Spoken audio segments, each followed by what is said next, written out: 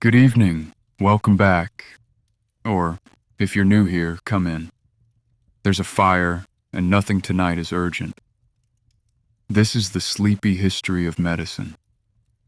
Long, quiet documentaries about how human beings have tried to heal each other, told slowly, in the dark, at the pace of a fireside story. You don't need to follow any of it. Nothing will be on the test. If you drift off somewhere between a parlor in Constantinople and a dog sled in Alaska, you'll have used this exactly as directed. Tonight, we begin in a cow byre in the west of England on a spring evening in 1796. It's the hour when the light goes long and gold across Gloucestershire, and the milking is done.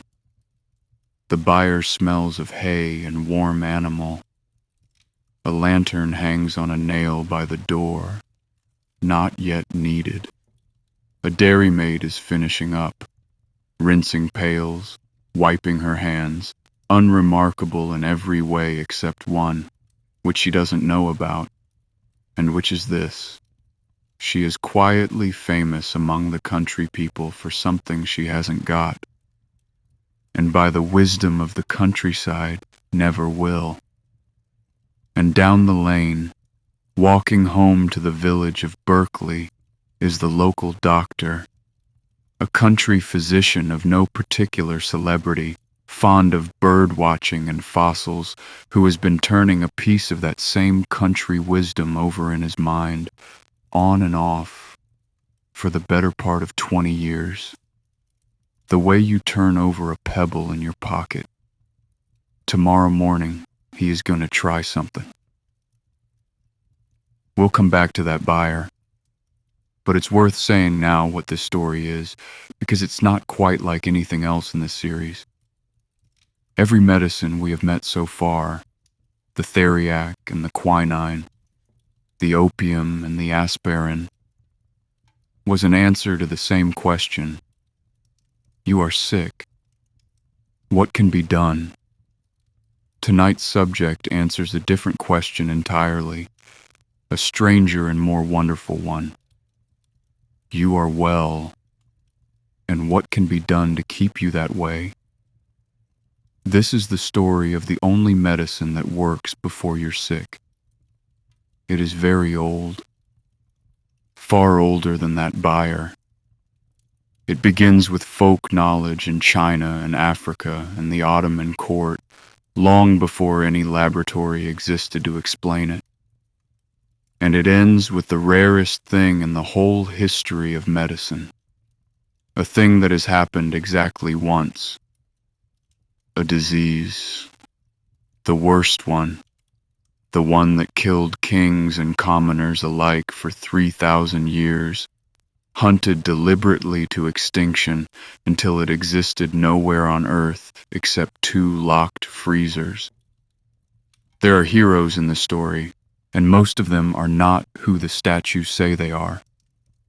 There's a farmer the neighbors laughed at, an ambassador's wife with a scarred face, an enslaved man in Boston whose knowledge the learned men ignored at their peril, a great many careful counters of numbers, and at least one heroic dog who, in the finest tradition of this series, turns out to be the wrong dog.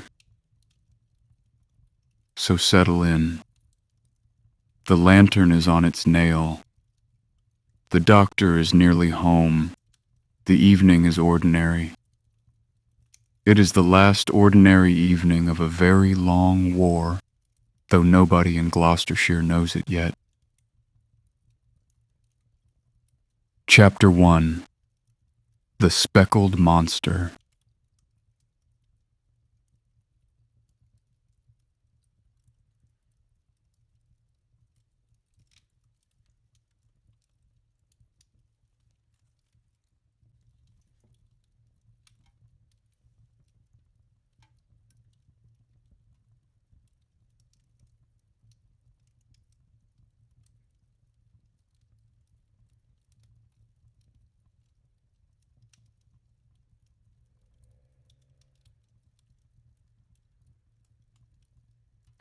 Before there can be a story about the defeat of a disease, you have to understand the disease. And for once in this series, that's a problem. Because tonight's villain is gone. Plague, you'll remember, is still out there in the world's rodents, patient and indifferent. Last episode ended with it still on the map. But the disease we're talking about tonight exists nowhere on Earth. No doctor under 50 has ever seen a case. It is, for almost everyone alive, an abstraction, a word in a history book, a scar on a great-grandparent's arm. So our first job tonight is a strange one. We have to resurrect it. Gently, at a ledger's distance, in the encyclopedic way, but honestly. Because everything that happens in the next 2 hours, every risk taken and every ocean crossed, only makes sense if you understand what our ancestors were so afraid of. Tonight, more than most nights, the fear is the engine of the whole machine. The disease was smallpox, and the English of the 18th century, who lived with it the way coastal towns live with weather, called it the speckled monster. It was caused by a virus, variola, from the Latin for spotted, though nobody knew that, or knew what a virus was, until the story is nearly over. What people knew was what they could see and count, and it was this. The disease traveled from person to person, in households and cities, in a slow tide that rose every few years. It began like many fevers. And then, after some days, came the thing that gave it its name. The pox, rising on the skin in their hundreds, on the face first and worst. For roughly 2 weeks, the sick person was gravely, dangerously ill.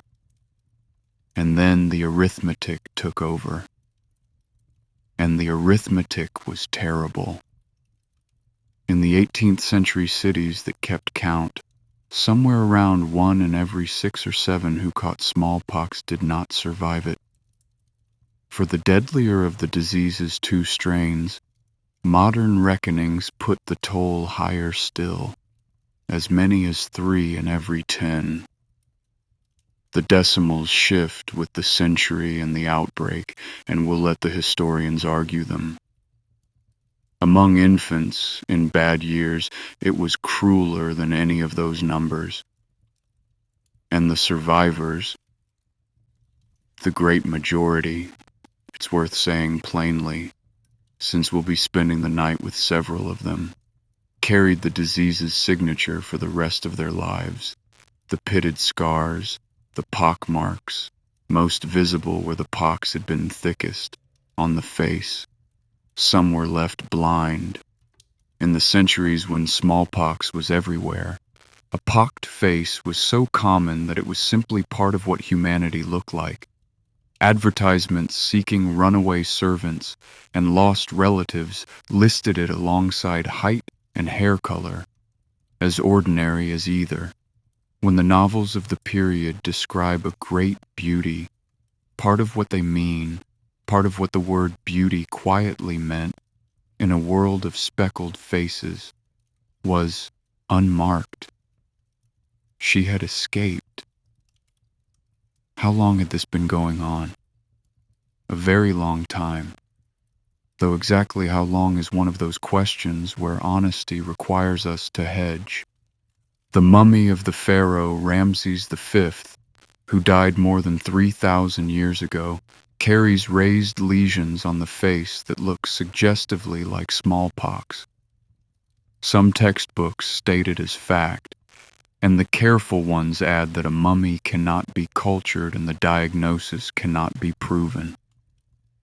Written descriptions that are unmistakably smallpox appear well over 1,000 years ago across Asia and the Mediterranean world. Recent work on ancient DNA has recovered variola from centuries-old remains in Europe and pushed the confirmed antiquity of the virus steadily backward, while also, in the way of good science, complicating the family tree. The honest summary is the sleepy one. Smallpox is old. Older than the nations it toppled. Old enough that no one in our story ever remembered a world without it or imagined one. And here we should pay a small debt, because this series has met smallpox before. In passing, in a Baghdad hospital, 1,000 years before our Gloucestershire evening, Al-Razi raises the great clinician of our second and third episodes, the man whose case notes were honest enough to include his failures, sat down around the year 900 and did something nobody had managed before. He carefully distinguished smallpox from measles, two diseases the whole world had been content to blur together. Two fevers, two rashes, and Al-Razi, watching closely, teased them apart and wrote down how to tell them at the bedside. It's worth pausing on what that means. For most of history, medicine's first problem wasn't that it had no cures. It's that it couldn't reliably say which disease it was failing to cure. Naming the enemy precisely, that's the first brick in every wall we'll build tonight. What made smallpox the king of the fevers, though, wasn't just its lethality. Plenty of diseases killed. It was the reach. Smallpox was no respecter of persons, and unlike most of the era's killers, which fed hardest on the poor, the crowded, and the hungry, smallpox climbed. It got into palaces as easily as tenements. A king's bedchamber was no protection against a thing that traveled on breath. The roll call of crowned heads it carried off reads like a European history exam. A Queen of England, Mary II, dead at 32, the court in mourning dress for months. A King of France, Louis XV, in the Age of Enlightenment itself, an Emperor of Austria, a Tsar of Russia, rulers of Spain, of Sweden, of Japan. Thrones changed hands, successions bent, wars of inheritance were seeded, all by a virus. Historians have spent careers tracing how often the speckled monster quietly reached into a dynasty and rearranged the furniture of Europe. If you want a single measure of what this disease was, it may be this. It was the one thing on earth that a king feared exactly as much as his poorest subject did, and with exactly as much reason. By the 18th century, the century where our story properly begins, smallpox in Europe had settled into the character of a permanent, patient tax on humanity. Not the sudden visiting terror that plague had been, arriving by ship and emptying a city. Smallpox didn't visit. It lived there. It was endemic, always somewhere, always coming back for the children who had been born since its last pass. In the great cities, it killed steadily, year upon year, and its victims were overwhelmingly the young.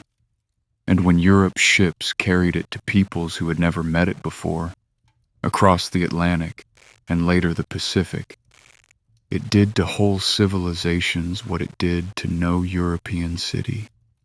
And that catastrophe, which historians rank among the largest in human history, deserves better than a sentence in passing.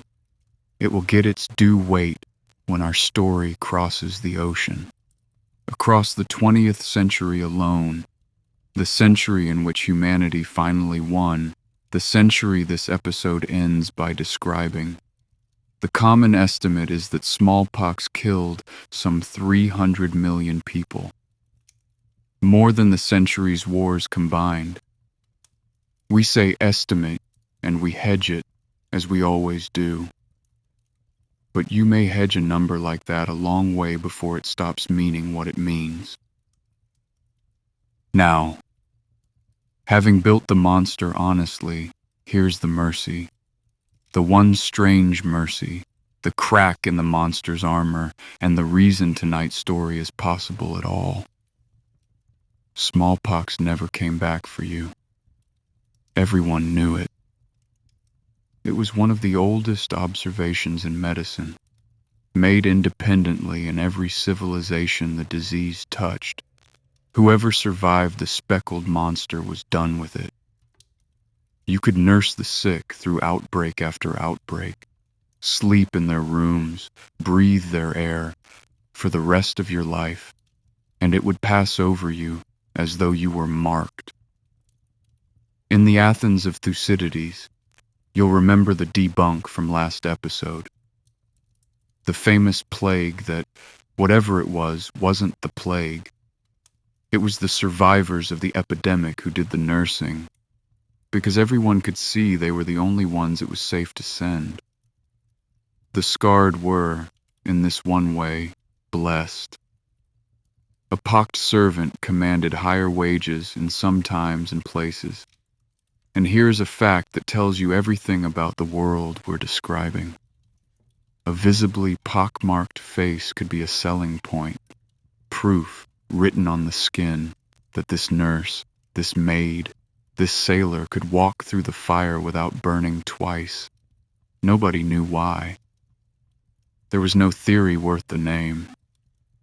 There couldn't be, for another 1,000 years of our story. There was only the observation, as solid and as unexplained as the tides. The body that has once beaten smallpox cannot be made to fight it again, as though somewhere inside a clerk we cannot see. And this series is very fond of unseen clerks, had made an entry in a ledger, and the ledger was permanent, and the disease returning found the account already settled and moved on. Hold that image, because it is the entire episode. Every chapter that follows, the Ottoman parlors and the Boston pulpits, the cow byre, the spoiled chicken broth, the sled dogs, the sugar cubes, the 2 locked freezers. Every one of them is somebody, somewhere, asking the same question in a new way. The question is this: if surviving the disease buys you that permanent mark in the ledger, could the mark be bought cheaper? Could you pay for it without the 2 weeks in the fire, without the 1 in 6? Could immunity, a word none of them had yet, be somehow purchased at a discount? It sounds like alchemy. It sounds, honestly, like the quack cures of our first episode. Pay a little. Be spared the worst. No explanation offered. The whole difference. And it is the difference that fills tonight and, in a sense, this entire series, is that this one turned out to be true. There was a discount window. It had been open for centuries, and the first people through it were not doctors and not Europeans, and are not, most of them, in the statues.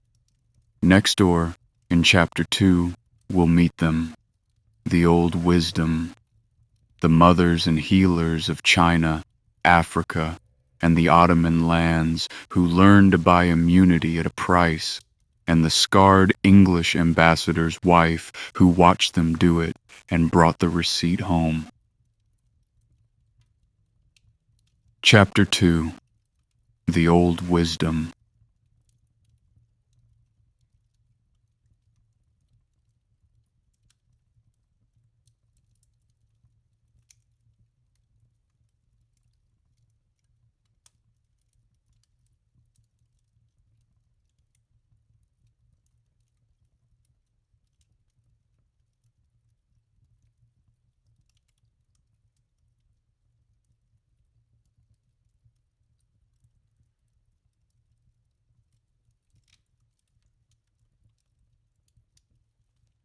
We left the last chapter with a question that sounds like a swindle. Could the ledger mark of immunity be bought at a discount? Protection from the speckled monster without paying the full price of the disease? Here's the strange truth at the heart of tonight's story. By the time any European doctor thought to ask that question, the answer had been known, practiced, handed from mother to daughter and healer to healer, for a very long time across at least 3 continents. The discount window was open. Europe simply hadn't found it yet, because Europe wasn't where it opened. The principle, everywhere it appears, is the same, and it is worth saying carefully, because it is one of the boldest ideas in the history of medicine. You do not wait for smallpox to choose you, you choose it. You take material from a person who has the disease, and note well, the practitioners everywhere preferred a mild case, a distinction that turns out to matter, and you deliberately give it to the healthy person you mean to protect. On purpose, in a controlled way, at a time of your choosing, by a route of your choosing. In China, the practice was already old when European travelers first described it. How old is one of those questions where the stories outrun the documents? Tradition places its origins as much as 1,000 years back. The careful historians can document it clearly by the 16th century, and we'll let them keep the difference. The Chinese method was its own. Material from smallpox scabs, dried and aged and ground fine, and then blown gently into the nose through a pipe. Insufflation, medicine would later call it. There were rules and refinements, which scabs, how aged, which nostril by sex of the patient, the elaborate protocol of a mature craft passed down within families of practitioners. In the Ottoman Empire, the method was different, and the occasion, by the accounts that survive, almost festive. Here it was a scratch. The skin of the arm opened lightly, and a small amount of matter from a mild case worked into the scratch. It was largely the province of women, older women, experienced, who carried the material and performed the operation, several children at a gathering in autumn when the season was right. They called it engrafting, as though a child were a fruit tree and immunity a cutting to be spliced on. And in West Africa, the same fundamental idea, arrived at independently. Material from a sufferer, introduced through the skin of the healthy. We know of the African practice partly from a source we will meet properly in a few minutes, a man in Boston who learned it as a child and carried the knowledge across the Atlantic inside the hold of a slave ship where nothing else he owned was permitted to follow him. Why did it work? Nobody knew. Remember, the ledger clerk stays invisible for another century and a half of our story. But it did work, and the practitioners knew that it worked with the confidence of long observation. The deliberately given disease was usually, not always, and we will not flinch from the not always, far milder than the disease caught by chance. A fever, some days a bed, a scattering of pox, recovery, and then the mark in the ledger, full immunity, exactly as though the survivor had come through the fire, because in truth they had. A small fire, a fire in a hearth rather than a house alight. The modern explanation kept lay and brief the way we keep these things. The route seems to have mattered. Smallpox caught through the skin rather than breathed into the lungs tended toward milder disease. And choosing donor material from mild cases may have helped load the dice further. The honest asterisk is that historians and immunologists still argue the details, and the honest headline is that the old practitioners, without a theory in the world, had found by pure empirical patience a genuinely safer door into immunity. Not a safe door, a safer one. Hold that distinction. The whole century ahead turns on it.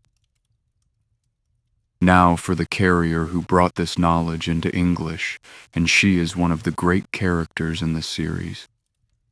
Lady Mary Wortley, Montague, had every reason to take smallpox personally. It had killed her brother at 20, and in 1715 it had come for her.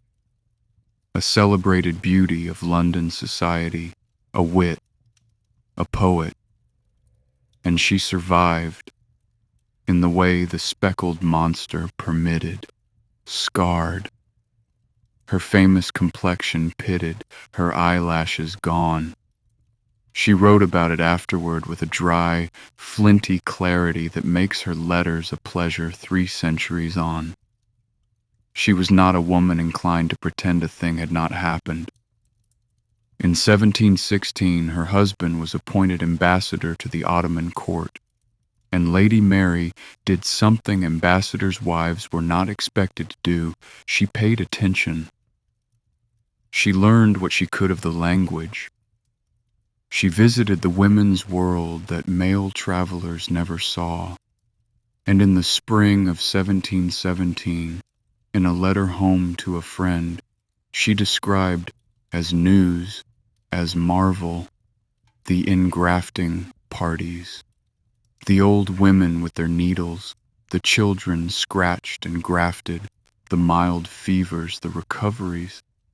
The smallpox, she wrote, was here rendered harmless by invention. And then she went further than observation, further than perhaps any English mother of her rank had ever gone. In 1718, she had the embassy surgeon, with one of the practiced local women, engraft her own small son. The boy came through mildly and was immune. And when Lady Mary returned to London, she brought the practice home in the only luggage that mattered, her certainty. Her moment came in 1721, when a fierce smallpox epidemic rose through London. Lady Mary called for the same surgeon who had treated her son and had her young daughter engrafted, in England this time, with the medical establishment invited to watch.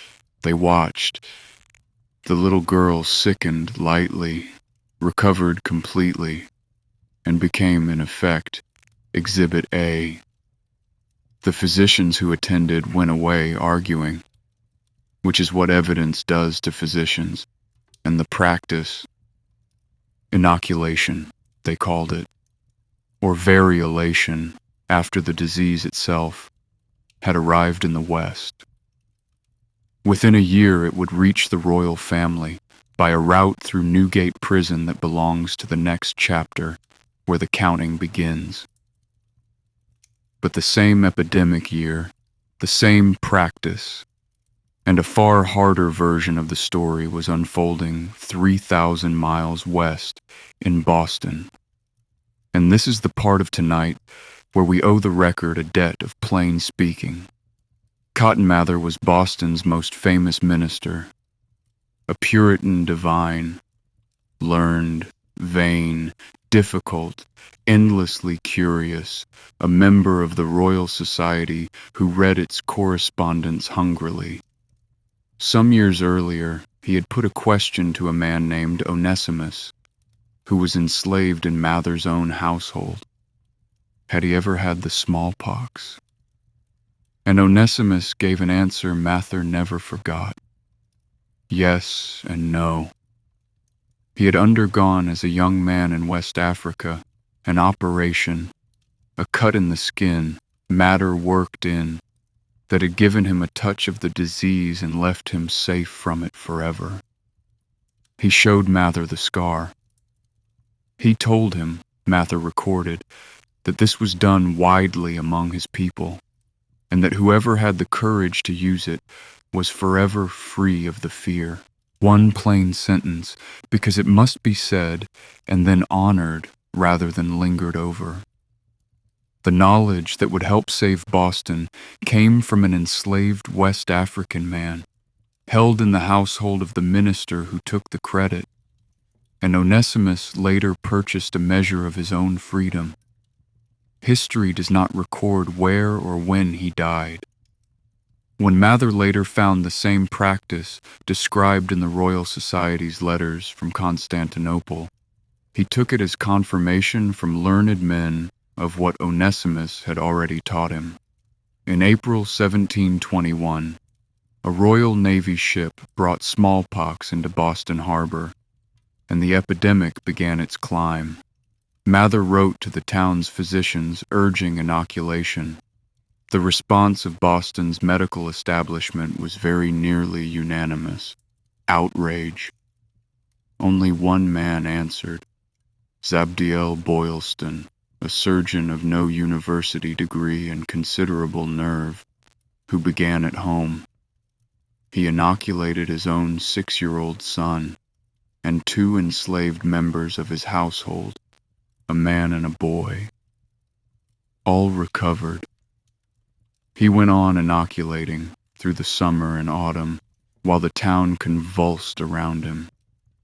And it did convulse.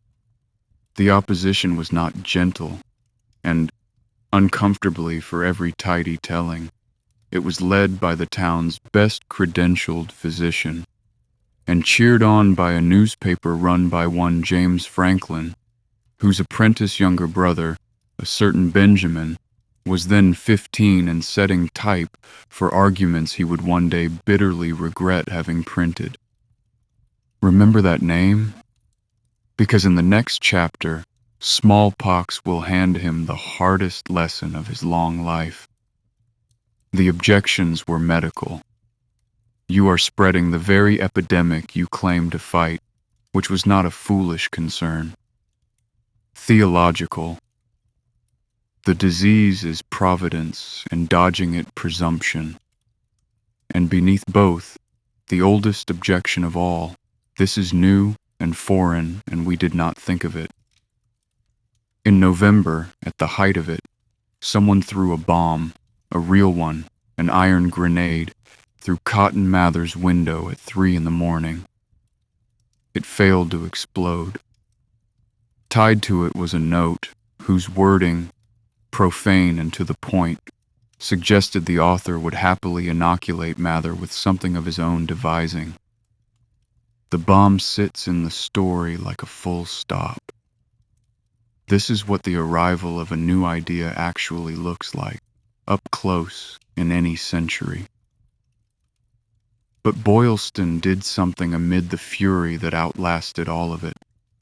And it is the reason this Boston story ends our chapter rather than merely darkening it. He counted every inoculation, every outcome in writing. When the epidemic burned out, roughly half the town had caught smallpox the old way, and about 1 in 7 or 8 of them had died. Of the nearly 300 people Boylston had inoculated, he had lost a handful, about 1 in 50. The numbers are approximate, as all the era's numbers are, and the comparison was not what a modern statistician would call clean, but it was written down, published, and comparable. The mild fire against the wild one, arithmetic against anecdote, and it said, to anyone willing to read columns of figures instead of pamphlets, the discount is real. What happened next is that the men with the columns of figures took over the story for a generation. It is, by the standards of this series, a gloriously sleepy development. The fate of inoculation would be decided not in pulpits or by grenades, but by tables, mortality rates, collected and compared and argued over candlelight, by men who believed you could arithmetic your way to a medical truth. They were, give or take, right. And they are next. Chapter 3. The Numbers Men.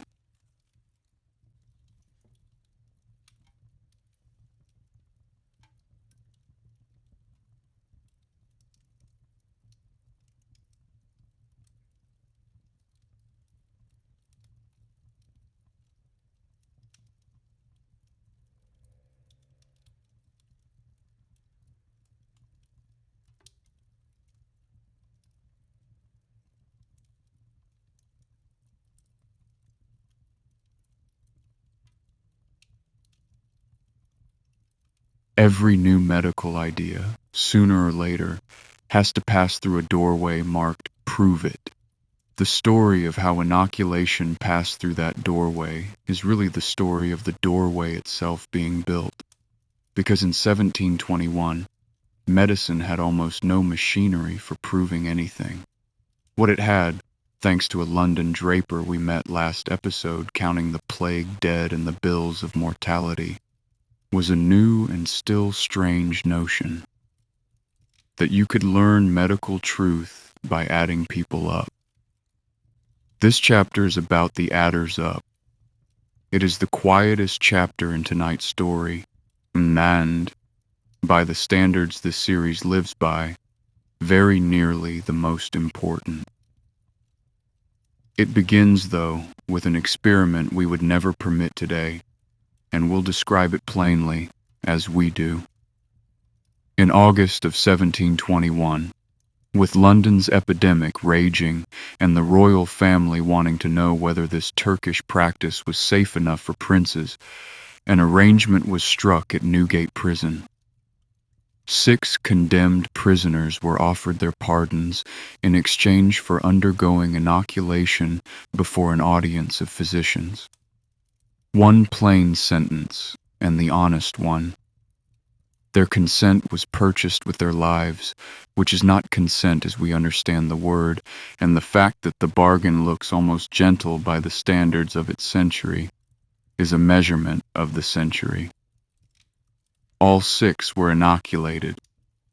The observers came in numbers. All 6 recovered. One of them, as a further test, was sent to nurse smallpox patients at close quarters, sleeping in the sick room, and did not take the disease. The pardons were honored. And the following spring, with further trials on charity, children added to the ledger, the era tested downward always, rank by rank. Another plain sentence to sit beside the first, the Princess of Wales had 2 of the royal daughters inoculated. Both came through safely. The Speckled monster's discount window now had royal custom, and everything the crown touched became overnight discussable in every drawing room in England. Discussable, not settled. Because within months came the thing the opponents had warned of, and it must be said as plainly as the successes. Inoculation could kill. Not often, but not never. And among the early deaths were people close enough to court that no one could pretend otherwise. A servant here, a young nobleman there. Every such death was a pamphlet, every pamphlet a bonfire. The question of 1722 was the question every parent in this chapter faces. The wildfire might never come for your child at all. So how do you weigh a small certain risk, chosen with your own hands, against a large risk that might pass you by? It is one of the hardest questions the human mind can be asked. it has never stopped being asked from that day to this, and in 1722 there was exactly one honest way forward. Somebody had to count, at scale, and see. The somebody was James Jurin, and we'd like to buy him a statue. Physician, mathematician, secretary of the Royal Society, a man whose portrait shows the mild, immovable face of a born auditor. Jurin did something that sounds, to modern ears, almost too obvious to be an achievement. He asked publicly for data. Letters went out through the Society's whole network, every physician, every country surgeon, every literate parson. Send me your smallpox numbers. How many took the disease naturally, and how many of those died? How many were inoculated, and how many of those died? He collected the answers, year after year through the 1720s, checked them as best the age allowed, threw out what wouldn't stand, and published the running totals annually. Little pamphlets of arithmetic, dry as biscuit and revolutionary. The totals said this: of those who caught smallpox in the ordinary way, something like 1 in every 7 to 9 died. The range shifting with year and city, the figure never anything but dreadful. Of those inoculated, the deaths ran to roughly 1 in 50, perhaps 1 in 60. The exact figures argued then and since, and the argument is beside the point we care about tonight. The point is the shape of what Jurin did. He did not tell an anecdote. He did not reason from the humors, or from providence, or from authority. He put 2 columns of figures beside each other, acknowledged the roughness of both, and let the subtraction speak. It was the first time in history that a preventive treatment, a medicine for the well, had been weighed on a public, numerical scale. The bills of mortality had taught the age to count the dead. Jurin taught it to count the spared. If last episode's hero was the ledger, this is the night the ledger learned to look forward. The columns traveled. In France, Voltaire, who had survived smallpox himself, barely, wrote with envious admiration of the English habit of engrafting their children, and needled his countrymen for preferring elegant reasons to vulgar arithmetic. Mathematicians of the first rank took up the calculus of risk.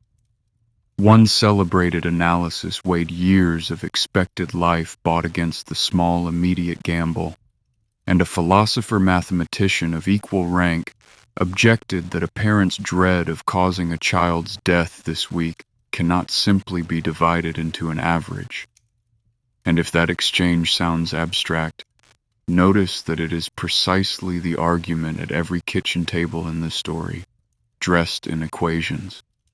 The century was learning, slowly and out loud, how to think about a wager no generation before had ever been offered. And now the ledger presents its bill to a man we know, Benjamin Franklin, the teenage apprentice who had set type in his brother's Boston print shop for the loudest anti-inoculation newspaper in America.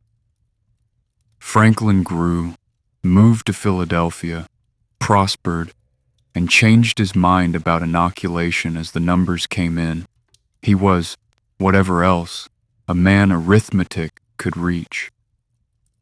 But in 1736, before he had acted on the change, smallpox came through Philadelphia in the common way, and it took his son, Francis Folger Franklin, 4 years old, and by every account, including the ones his father could hardly bear to write, a child of unusual sweetness. The rumor went around, as rumor does, that the boy had died of inoculation.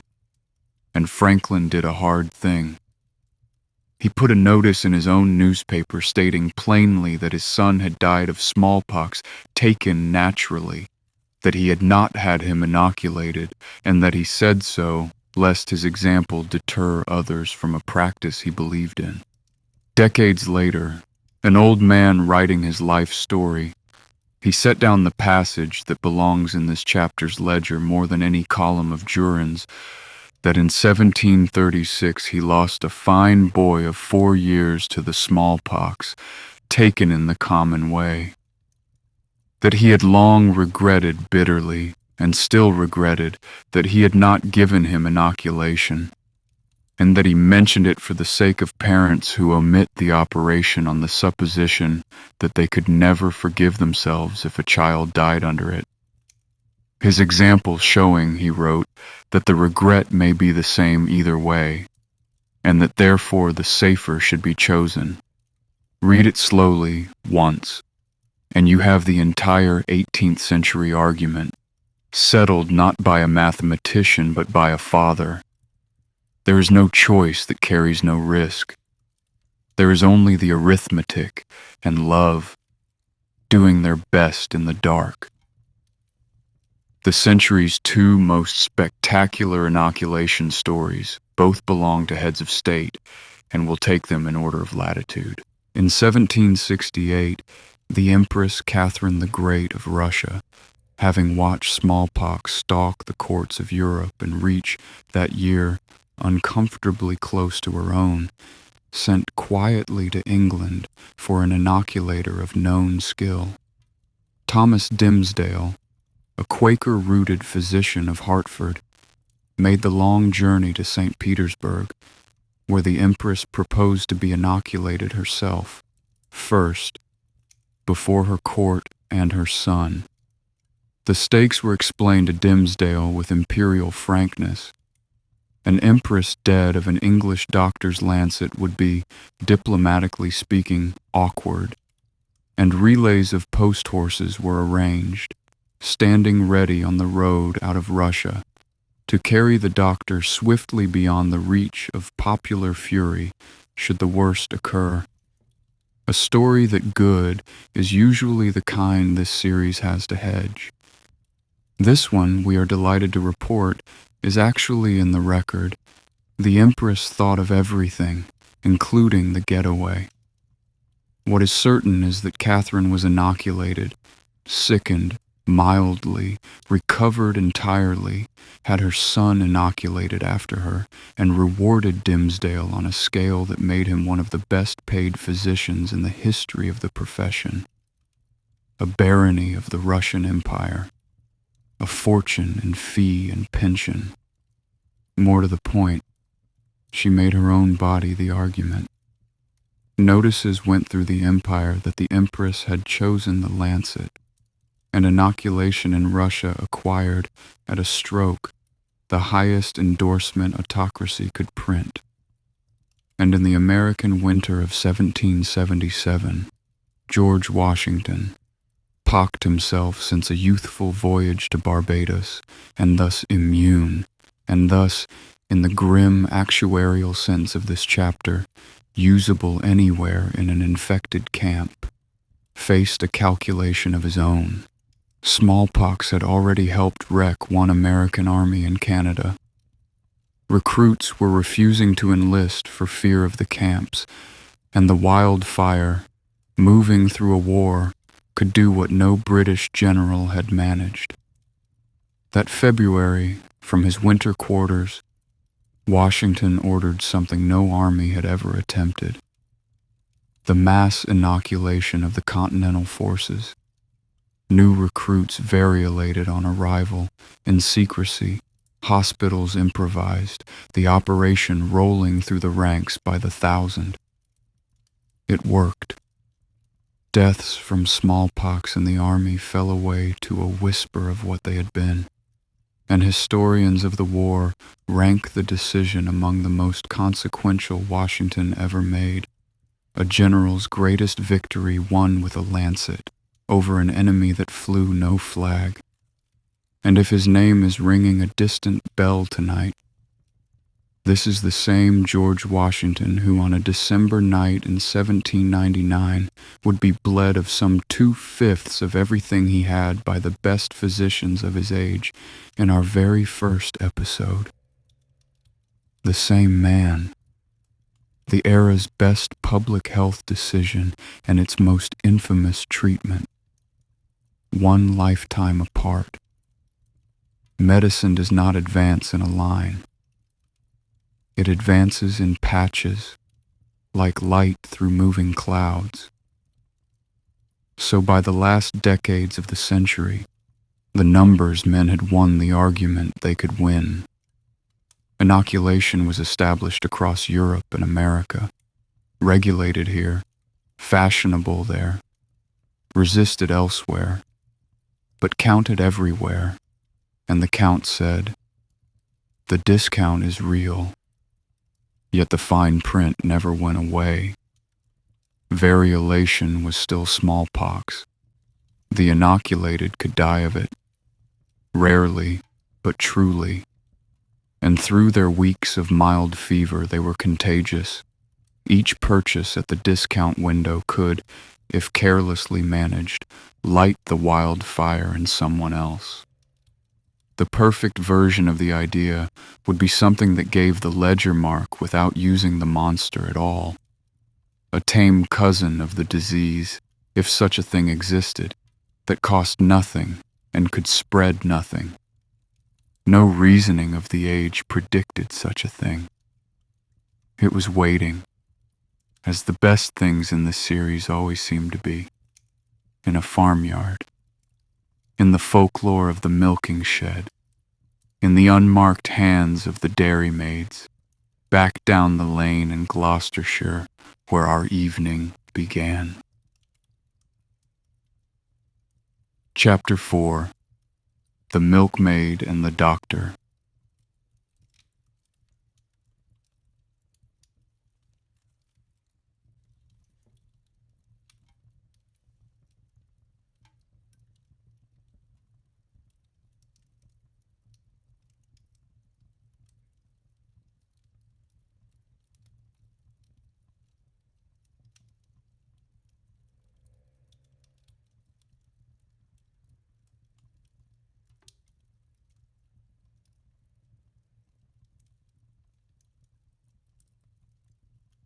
And so we return at last to the byre, to Gloucestershire, where we left a lantern on a nail and a doctor walking home with an idea in his pocket. It is time to tell the most famous story in the history of medicine. And because it is the most famous, this being the series it is, we are obliged to begin by taking a little of it apart. The famous version goes like this. The young country doctor Edward Jenner, hearing a milkmaid boast that she could never take the smallpox because she had had the cowpox, is struck by lightning bolt inspiration, experiments, and gives the world vaccination, genius, in a flash, in a dairy. It's a lovely story. It has been printed in 1,000 textbooks, and it is on the syllabus of every childhood. Here's what the record supports, and the difference is instructive. The belief itself, that dairy folk who had caught cowpox from their animals were thereafter safe from smallpox, was not Jenner's discovery and not a milkmaid's secret confidence. It was common country knowledge across the dairy counties of the west of England. The kind of thing everyone's grandmother said and no physician wrote down. Because folk beliefs about milkmaids were not the sort of thing the Royal Society published. The lightning bolt milkmaid scene appears only decades later, in the adoring biography written after Jenner's death by his friend John Barron, and the historians who have gone looking for it anywhere earlier have come back empty-handed and suspicious. The current scholarly verdict is that Barron most likely invented the scene outright, to give his hero a suitably storybook origin, and to tidy away the untidy truth that the cowpox idea had been common property, country lore, and other men's observations, long before Jenner tested it. Jenner himself, in a lifetime of correspondence, never once told the Milkmaid story. The unglamorous truth is better. Jenner heard the belief, probably many times over many years, and unlike everyone else who heard it, he could not put it down. And there's a further complication the statue makers left out, one this series relishes. Jenner wasn't even first. In 1774, 22 years before the famous experiment, a Dorset farmer named Benjamin Jesty, who knew the milking shed lore as well as anyone and could see an epidemic bearing down on his village, took his family to a neighbor's cow with a bad udder and with a darning needle.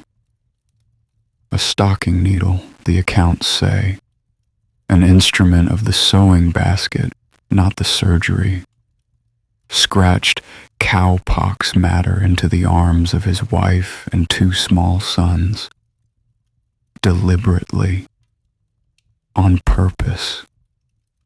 The first known cowpox vaccinations in history, performed by a farmer on his own family, for the oldest reason there is.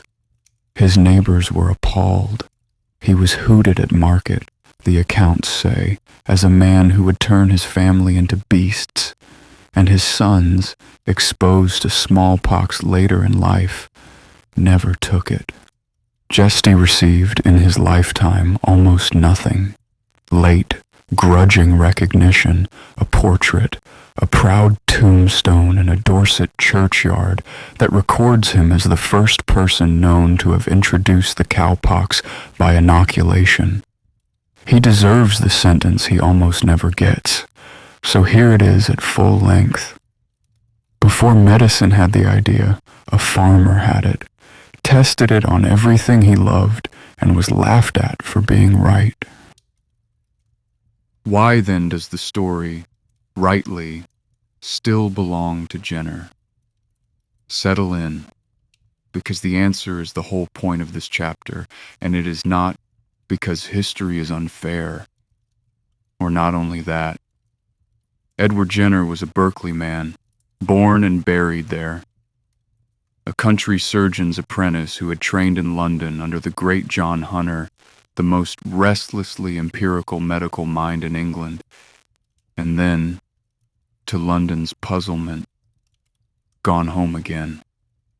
Home to Gloucestershire, to a practice among farmers, to fossils and hedgerows and a famous set of observations on the cuckoo. He was a naturalist to the bone, the kind of man who counts eggs. From Hunter he had absorbed a maxim that survives in their correspondence. Jenner had written to his old teacher with a theory about one of his endless natural history questions, and Hunter wrote back, in 1775, the sentence that became his pupil's compass. I think your solution is just, but why think? Why not try the experiment? The letter, we are pleased beyond measure to report, concerned the body temperature of hibernating hedgehogs.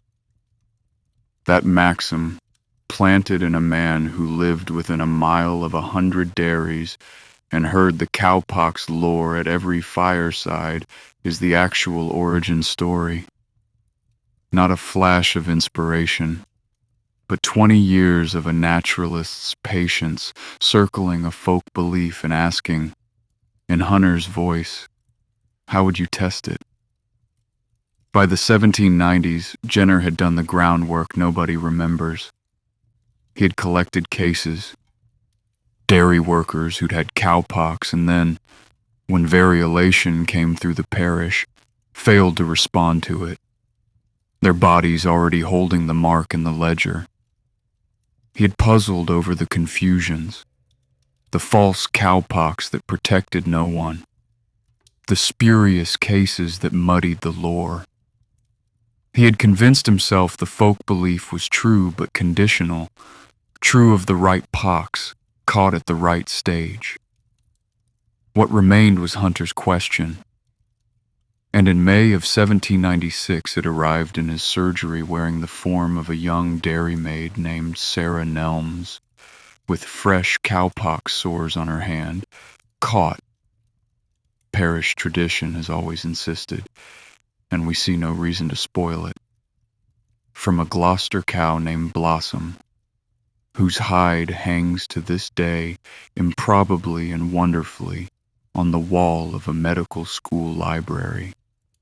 On the 14th of May, 1796, Jenner took matter from Sarah Nelmes' hand and scratched it into the arm of an 8-year-old boy, James Phipps, the son of Jenner's own gardener, a detail on which we will not pretend the 18th century asked the questions we would ask. The boy ran a slight fever, developed the local sore, and recovered within days. Cowpox behaving exactly as the milking sheds had always said it behaved, a trivial illness. The real experiment came 6 weeks later, and it is the step that separates Jenner from Jesty, from the folklore, from everyone. And it is also the step that no ethics board on earth would now permit, and will say that plainly rather than around it. Jenner variolated the boy. He deliberately inoculated James Phipps with true smallpox, the standard discount window operation of Chapter 3, and nothing happened. No pox, no fever, no take.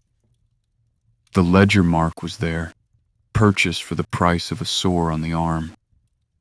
He challenged the boy again, months on, with the same result. The tame cousin worked. Immunity to the monster could be bought without the monster ever being involved at all. What Jenner did next is the second half of his greatness, and, as our whole series keeps finding, from Ibn Sina's rules to Franklin's blindfolds, it is the half that counts. He wrote it down, and he gave it away. He gathered his cases, Phipps, and the dairy worker histories, and further vaccinations as opportunity allowed, into a slim book published in 1798 after the Royal Society declined the paper. Referees, we note in passing, have been wrong before.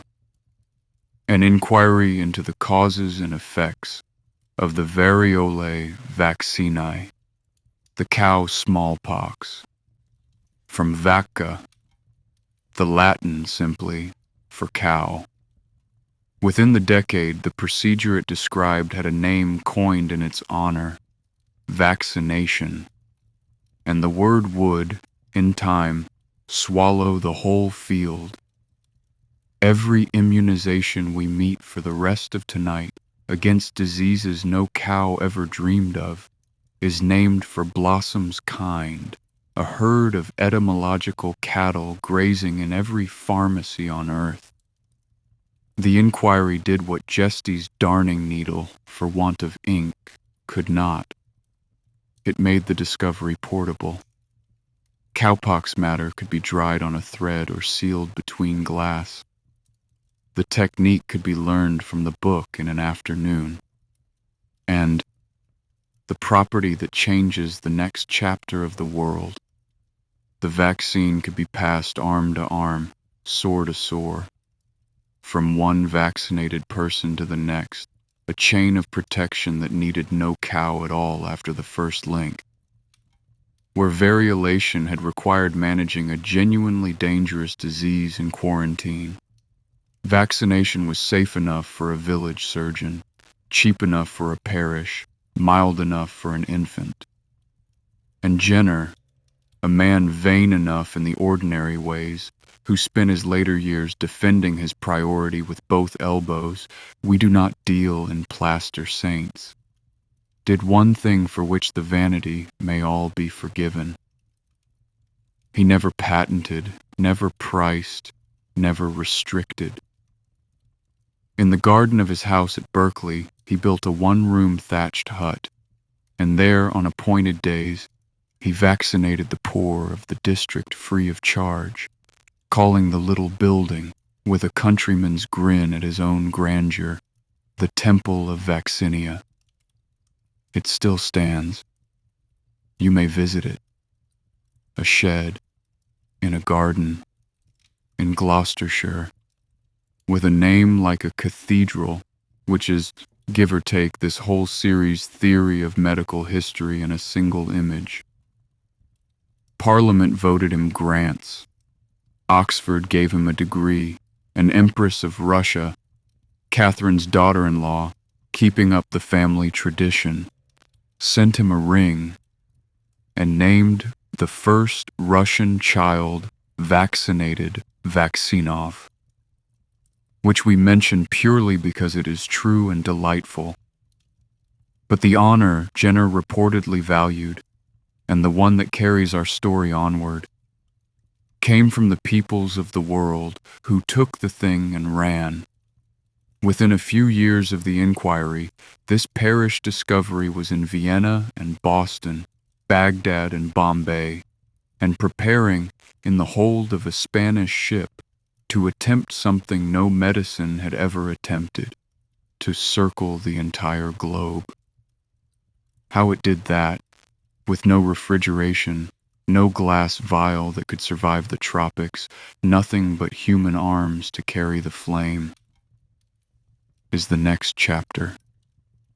It is one of the strangest voyages in history, and it is crewed almost entirely by children. Chapter 5. Vaccine goes around the world.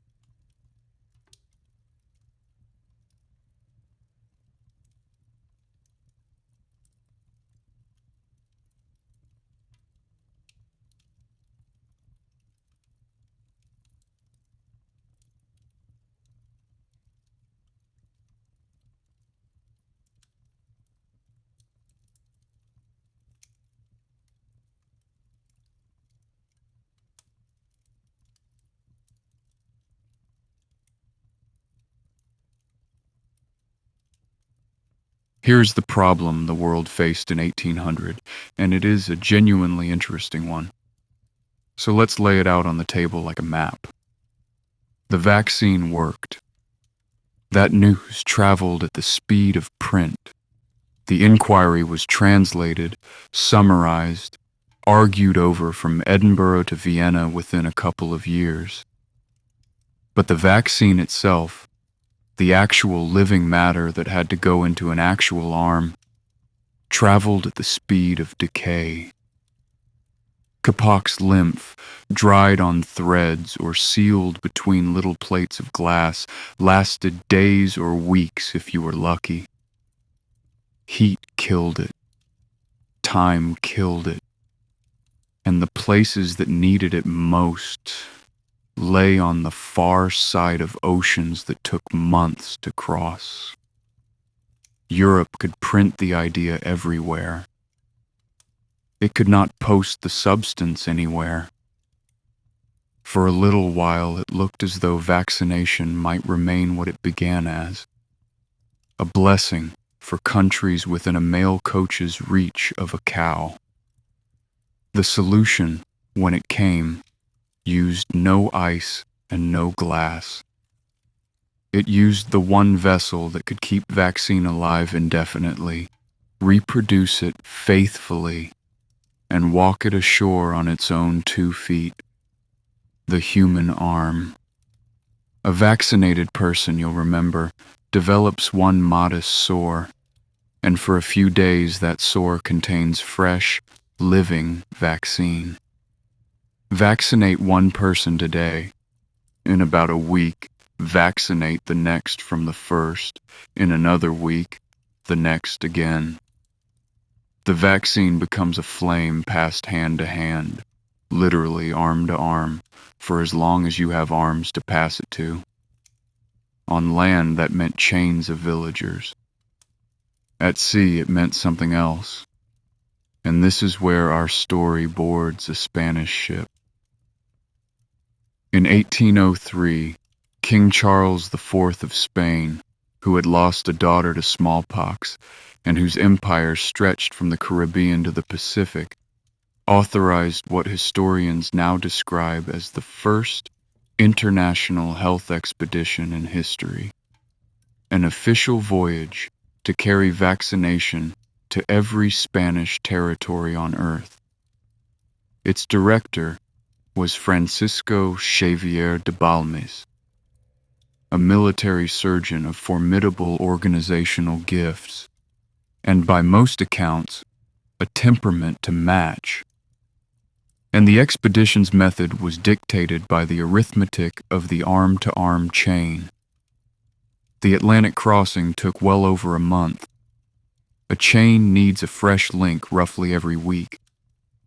Therefore, the ship must carry people who had never had cowpox or smallpox, a living relay, vaccinated 2 by 2, week by week, all the way across the ocean. One plain sentence, because the record requires it. The links of the chain were 22 orphan boys, some as young as 3, taken from the foundling homes of Spain, vaccinated in pairs down the long weeks of the crossing, and they crossed the world so that the vaccine could, the crown promising and in fair measure providing, their keep and education after. Traveling with them, as their nurse and by every account their fierce guardian, was Isabel Zendal, the matron of the Corunna orphanage, her surname spelled 6 ways in the documents, her work beyond argument. She is honored today as the first nurse of an international health mission, and the boys, the records suggest, were kept in better health than most paying passengers of the age. The moral bookkeeping of using orphans as vessels we leave exactly where it belongs, visible and unexcused, one more entry in this era's long column of tested downward. And beside it, in the other column, this: the chain held, the flame crossed, and then it kept going, in a logistical performance that still astonishes. In the Caribbean and the Americas, the expedition split. Balmes drove one branch through Mexico, training local vaccinators, founding vaccination boards to keep chains alive after the ships left, the institutional afterlife being, as always in this series, the part that matters. His deputy took the other branch south, down the continent, and Balmes, not finished, crossed the Pacific, a new relay of boys, Mexican this time, carrying the chain to the Philippines and onward, until the expedition had, in the span of about 3 years, laid vaccine and vaccinators along a track that circled the globe. Jenner, no stranger to his own importance but honest about others, wrote of the expedition in terms history has enjoyed quoting ever since, that he didn't imagine the annals of history furnished an example of philanthropy so noble, so extensive as this. For once, the hyperbole was roughly the arithmetic. The expedition and the boards it planted vaccinated, by the era's counts, hundreds of thousands, and the chains it started ran on for decades. The flame was traveling by other hands too, and some of them belong in our story's family album. In America, vaccination's champion was a Harvard professor named Benjamin Waterhouse, who tried it first, in the Boston tradition of Chapter 2, on his own household, and its most consequential early adopter was the sitting President of the United States. Thomas Jefferson took delivery of vaccine, organized trials at Monticello. One plain sentence again, for the pattern is the era's. Many of the arms were those of people he enslaved, vaccinated his family and neighbors, worked out practical improvements to keeping lymph viable in transit, and wrote to Jenner a letter that has entered the anthology. Future nations will know by history only that the loathsome smallpox has existed and by you has been extirpated. And notice the date on that letter, because history sometimes files its paperwork with a flourish. It is the 14th of May, 1806, 10 years to the day since Sarah Nelmas's hand and James Phipps's arm. Read the year again, 1806. The disease would in fact outlive Jefferson's prophecy by 174 years. But it is worth a slow breath tonight to notice what he had seen so early. Not a better treatment, but an ending. The first man in the series to look at a disease and use in effect the word extinct, and be eventually precisely right. Napoleon, meanwhile, at war with England more or less continuously through the whole period, had his armies vaccinated, and the anecdote every biography repeats has him asked to release English prisoners at Jenner's request, declaring that he could refuse nothing to that man. As the story is usually told, we say, the hedge doing its familiar work. The paper trail is thinner than the legend. Prisoner releases had many fathers, and what is documented, Napoleon's medal struck for vaccination, his army's adoption of it, is endorsement enough without the theater. Rulers, in short, had learned the lesson of Catherine. The vaccine was not merely medicine, it was statecraft. And the people. The people responded the way people respond, which is to say, humanly, in every direction at once. And this series would be lying by omission if it gave you the triumphal tour without the pushback. So here it is, told as promised, with affection. Vaccination was, remember, a genuinely strange proposition. A doctor proposes to scratch your healthy baby with matter from a cow disease.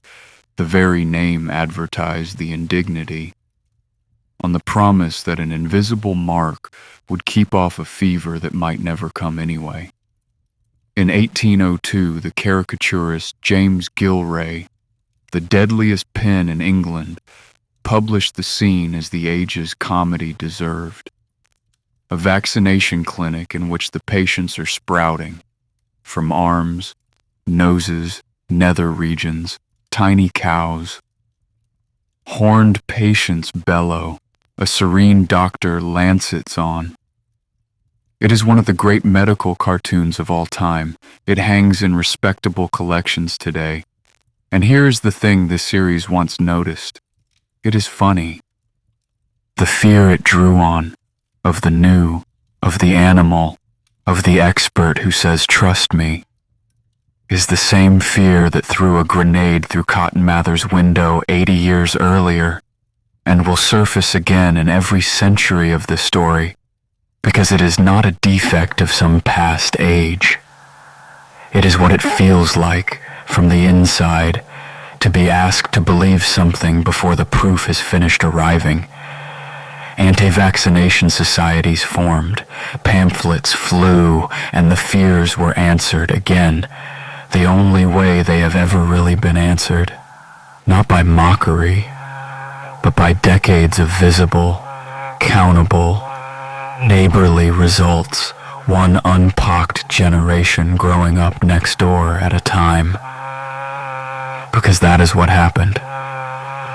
Across the first half of the new century, wherever vaccination took root and was kept up, the speckled monster began, for the first time in recorded history, to lose ground.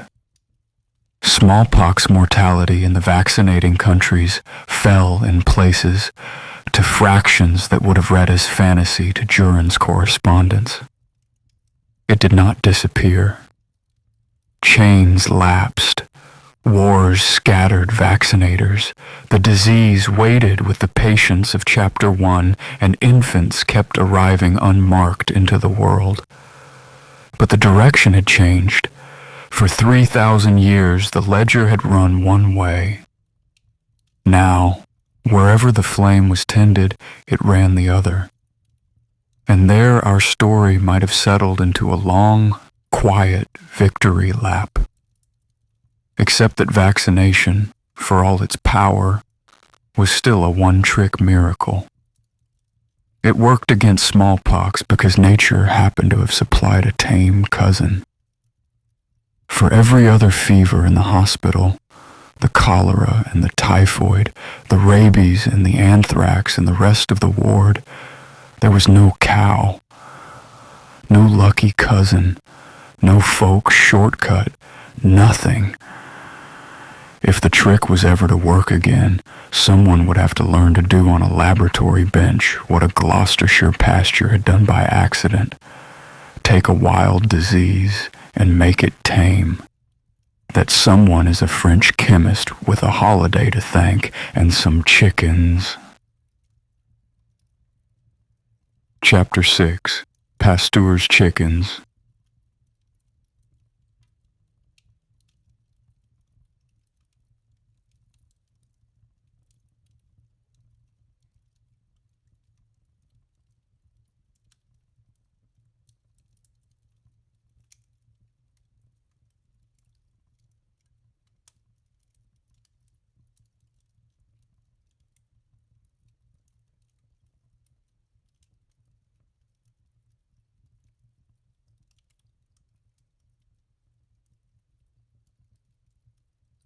For 80 years after Jenner, the word vaccination meant one thing: smallpox. One disease, one lucky cousin, one trick that nature had performed and humanity had merely noticed. Everything else in the fever wards went on exactly as before. What changed, and you'll remember the scenery because we stood in it last episode, was that in the middle of the 19th century, medicine finally met the enemy. Pasteur in France and Koch in Germany, the twin engines of the germ theory, proved that the old fevers were not miasmas or humors but organisms, living things, each disease its own species of microbe. Each microbe, something you could grow in a flask and stain on a slide, and at long last, no. By the late 1870s, the microbe hunters were bagging trophies almost annually. Anthrax, tuberculosis, cholera, one after another dragged into the light, which raised for the man in Paris an electric question. Jenner had bought immunity with a naturally tame relative of smallpox. If diseases were organisms, could an organism be tamed on purpose? Louis Pasteur was in his 50s by then, a chemist by training, not a physician, vain and combative and driven in ways his own notebooks make no attempt to hide. And what matters for this chapter? A man with an almost animal instinct for the experiment that opens a locked door. In 1879, he was working on chicken cholera, a disease of poultry yards, ruinous and reliably lethal. His laboratory grew the microbe in broth, and a few drops killed a hen within a day or two. And then came the accident, as the story is usually told. And we lean on that hedge deliberately, because Pasteur was as gifted a teller of his own legend as any man in this series, and his notebooks, open to historians a century later, show the reality was more gradual, more groping, and involved more hands than his own. But the classic telling runs so. The laboratory broke for the summer holiday, and a culture of chicken cholera sat forgotten in its flask, weeks long, exposed to air and time. On resuming, the cultures were injected into hens, and the hens sickened mildly, drooped, and recovered. Stale culture. Failed experiment. The crucial move came next, and whether it was luck, thrift, or design, it changed the world. The same hens were later injected with fresh, fully lethal culture. Nothing happened.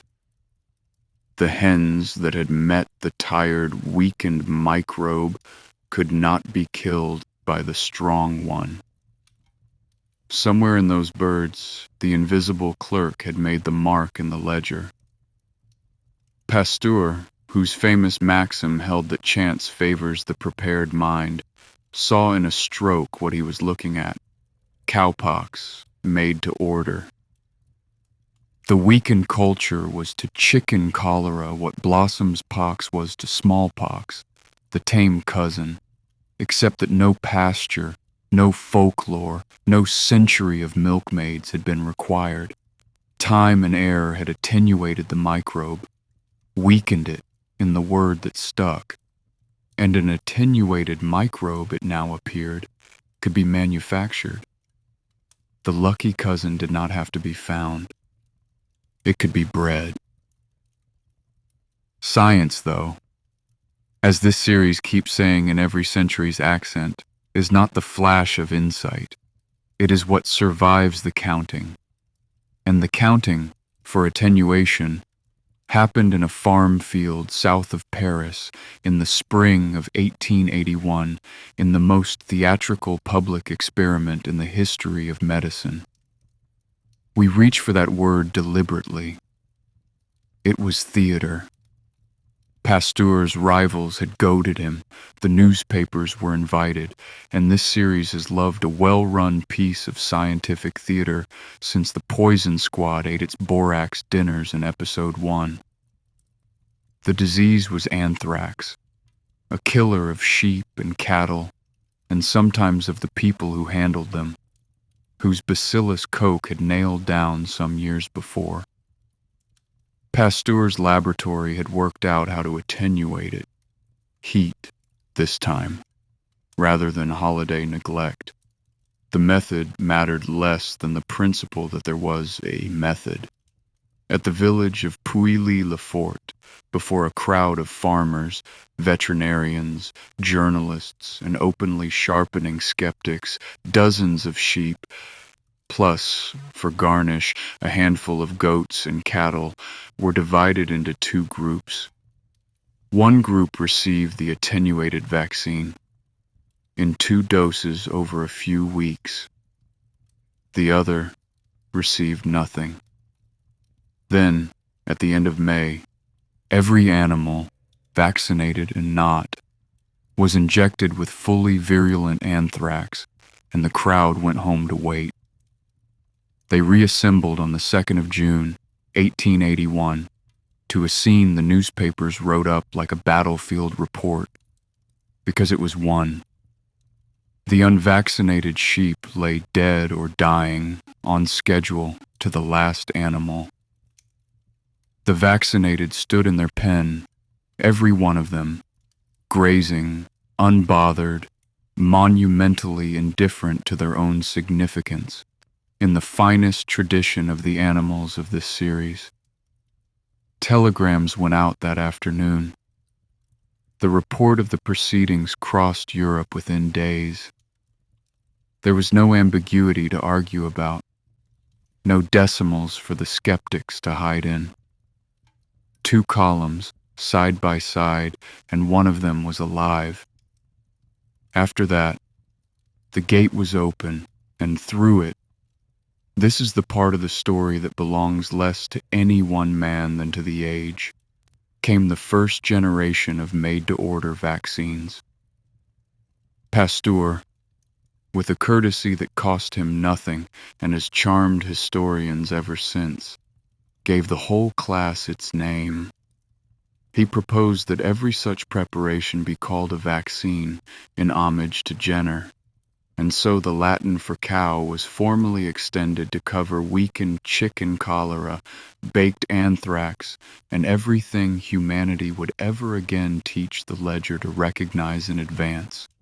Blossoms heard, grazing outward through the pharmacopoeia.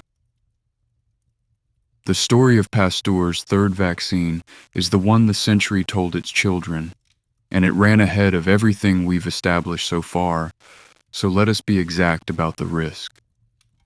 Rabies was not a plague, it was rare, but it was, upon symptoms, invariably fatal.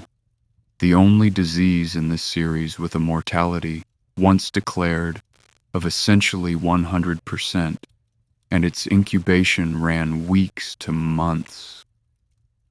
There lay the opening. A vaccine given after the bite might still beat the disease to the brain. Through the early 1880s, Pasteur's laboratory attenuated the invisible agent. Rabies is a virus, too small for the age's microscopes, so they were taming a thing they could not even see by passage through animals and careful drying.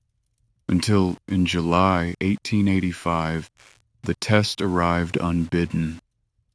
A 9-year-old Alsatian boy, Joseph Meister, mauled by a rabid doe brought to Paris by his mother because there was nowhere else to bring him. Pasteur, not a physician, remember, and keenly aware of it. Physicians supervised the injections, began the series of shots of ascending strength. The boy lived. So did the shepherd brought in weeks later, bitten worse.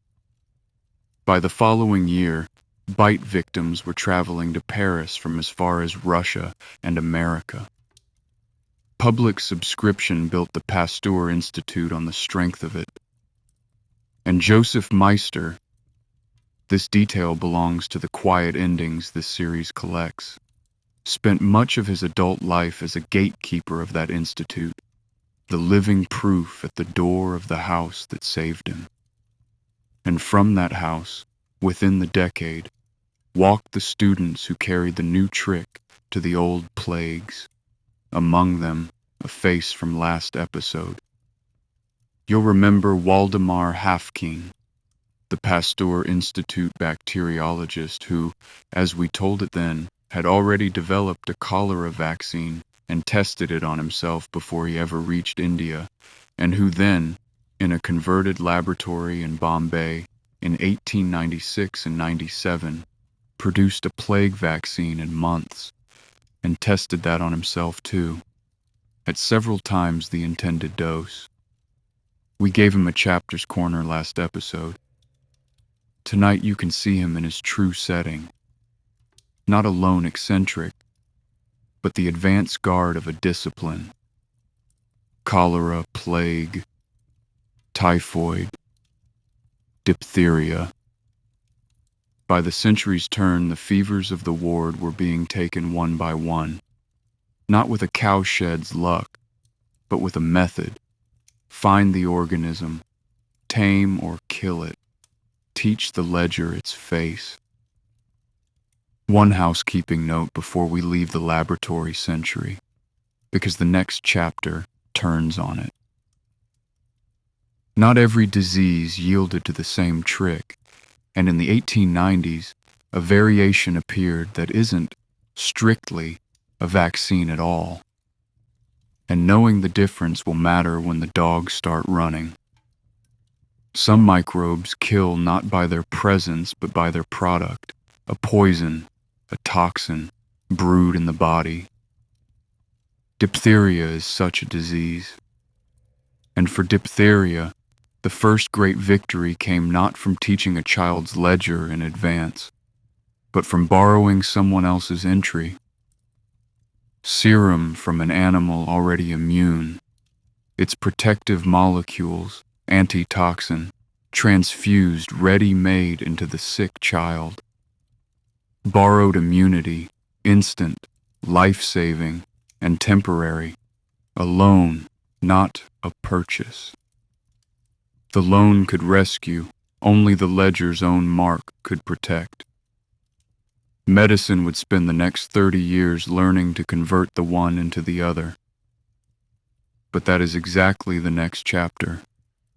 And the next chapter is the coldest in tonight's story, and the only one whose heroes ran on 4 legs. It is January. It is Alaska. And the nearest dose of borrowed immunity is 674 miles away. Chapter 7. The Serum Run.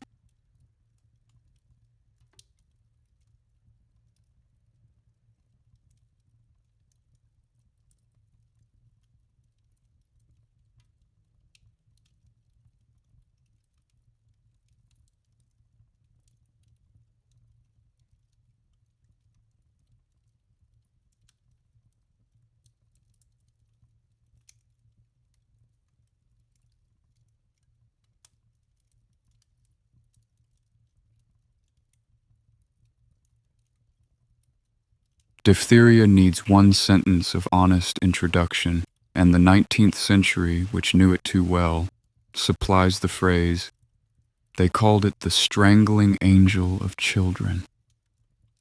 A bacterial disease of the throat, commonest in the young, in which the microbe's toxin raises a false membrane where breath needs to pass. And that is the whole of the clinical picture we require. The camera now pulls back, in the manner of this series, to the people fighting it. Because the fight is one of the most complete victories medicine has ever won, and it begins in the laboratory we just left. In 1890, in Koch's Institute in Berlin, 2 researchers published the experiment that opened the door, and you have met one of them. Emil von Behring and Kitasato Shibasaburo, the same Kitasato who 4 years later would be racing Yersin through the Hong Kong summer in last episode's Chapter 8. We told you then that he had co-authored the foundational work on tetanus and diphtheria antitoxin, and this is that work. What the 2 men showed was the lone we described a few minutes ago. An animal that had survived graded doses of the toxin carried something protective in its blood serum, antitoxin. And that serum, transferred to another animal, carried the protection with it. By the mid-1890s, horses, placid, large, and generous of serum, were being immunized in stables attached to laboratories across Europe and America, and their borrowed immunity, injected in time, was pulling children back from the edge of strangulation. Diphtheria mortality in the treated fell by half and better. Von Behring, in 1901, received the first Nobel Prize in medicine ever awarded. The Nobel went to one name, not 2. The ledger of prizes being, as our series has often had cause to note, less honest than the ledger of immunity. Kitasato's share is affirmed in every fair history, and tonight in ours. So by the early 20th century, the strangling angel could be fought, if, and the whole chapter ahead lives inside this if, the serum could reach the child in time. Antitoxin was a rescue, not a shield. A perishable liquid, made in horse, stored in glass, racing and incubation measured in days. Which brings us to the winter of 1925, and to a town at the edge of the map. Nome, Alaska, sat 2 degrees south of the Arctic Circle on the Bering Sea coast. A gold rush town dwindled to some 1,400 souls, plus the Alaska native villages around it. In winter, Nome closed like a drawer. The sea froze. The last ship sailed in autumn. And from then until spring, the town's link to the world was the dog sled trail, the Iditarod Trail. freight mushers and mail drivers running relays of huskies through the interior, and one thin, miraculous thread of modernity, the radio telegraph. Nome had one doctor, Curtis Welch, and a 4-bed hospital. In January of 1925, children began to arrive in his surgery with sore throats. And then, with the gray membrane no doctor of his generation could fail to recognize, diphtheria in a snowed-in town full of children, and Welch's stock of antitoxin. This detail is the kind history assembles with a novelist's cruelty, was scant and years expired. The fresh supply he had ordered had not arrived before the ice. On the 22nd of January, Welch keyed the message that has become one of the famous documents of American public health. An open radio telegram to all points. An epidemic of diphtheria was almost inevitable, and he needed antitoxin. 1 million units, and he needed it now. The nearest substantial supply, some 300,000 units, turned out to sit in a hospital in Anchorage, 1,000 miles of frozen territory away. The railroad could carry it north as far as the town of Nenana. From Nenana to Nome lay 674 miles of the interior and the Bering Coast, in the deepest cold of that winter. And the aeroplanes of 1925 Alaska, the officials concluded after real argument, were open cockpit machines with water-cooled engines that the cold would kill, and likely their pilots with them. The Serum would go the old way. It would go by dog. What followed, between January the 27th and February the 2nd, 1925, was a relay of 20 mushers and roughly 150 dogs, hauling a 20-pound cylinder of serum, wrapped, padded, and thawed at the roadhouses along the way, through conditions that the mail service would have refused. The temperatures on the run bottomed out around 50 below zero before the wind. There was wind. The relay ran day and night, village after village, and it should be said, for it is their story too, that many of the drivers and most of the trail's roadhouse keepers were Alaska Native men, Athabaskan and Inupiat, running their home country, took the cylinder, ran their leg, and passed it on like the arm-to-arm chains of Chapter 5, except that this chain was made of lungs and legs and cold. 2 legs of it entered legend. Leonhard Cipolla, the finest musher in Alaska, drove his team out from the Nome end to meet the relay, and his stretch, counting the run out and back, was by far the longest and most dangerous of the whole enterprise.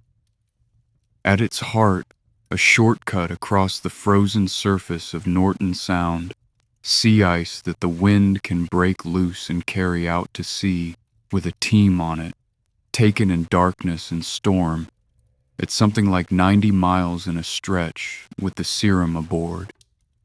His lead dog was a small, tough 12-year-old Siberian husky named Togo, who had led the team for years and led it across the ice that night.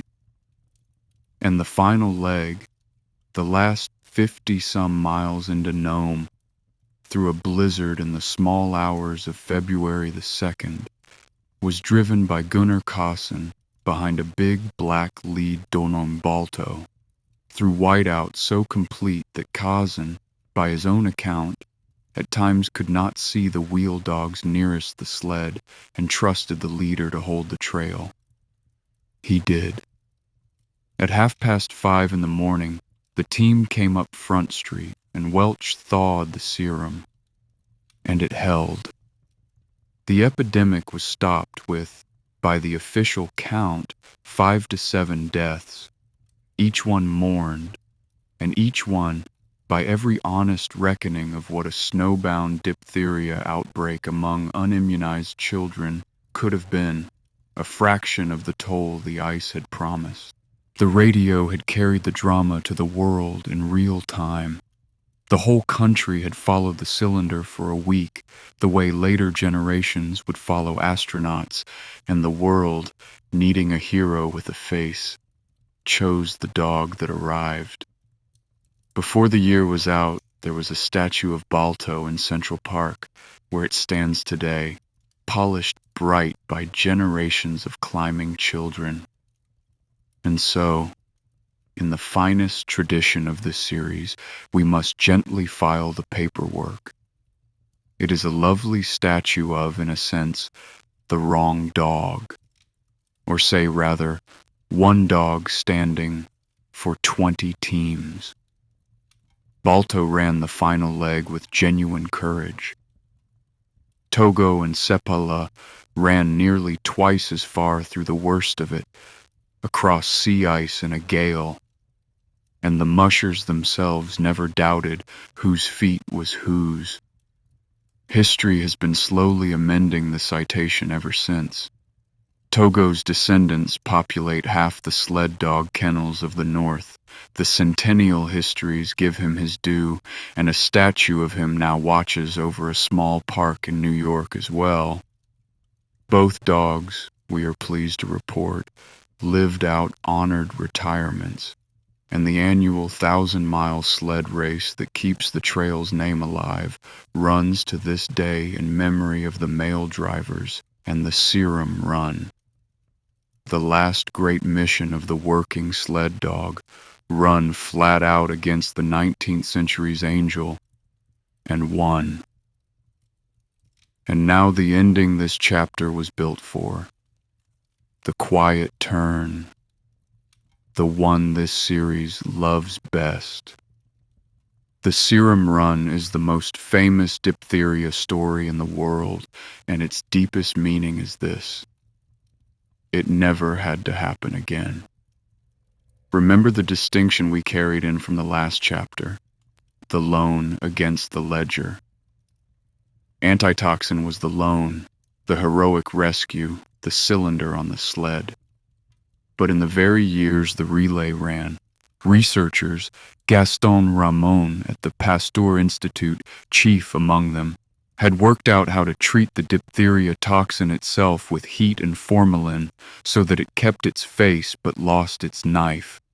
A toxoid, harmless, unable to poison, but exactly recognizable enough that a child's own ledger, shown it in advance, would make the permanent mark. Not borrowed immunity, owned. Through the late 1920s and the 1930s, city by city and school by school, New York's campaigns led the way. The toxoid went into small arms by the 100,000 with a simple skin test to show who still needed it, and the strangling angel began, at last, not to be rescued from, but to not arrive. The graphs of the era are among the most beautiful in public health. The disease that filled the children's wards of 1900 sliding, decade by immunized decade, toward the vanishing point, until, in the countries that kept their schedules, a case of diphtheria became a reportable rarity, then a textbook memory, then a word parents no longer recognized. No statue was ever raised to the toxoid.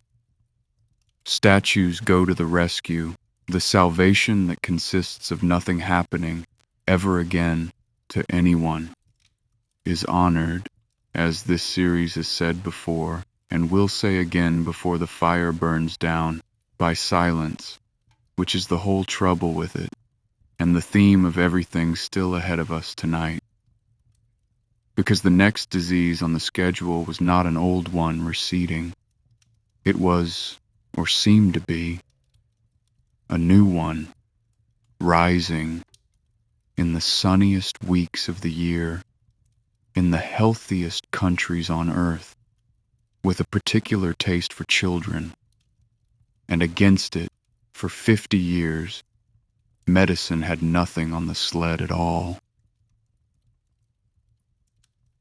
Chapter 8. The Summer Plague.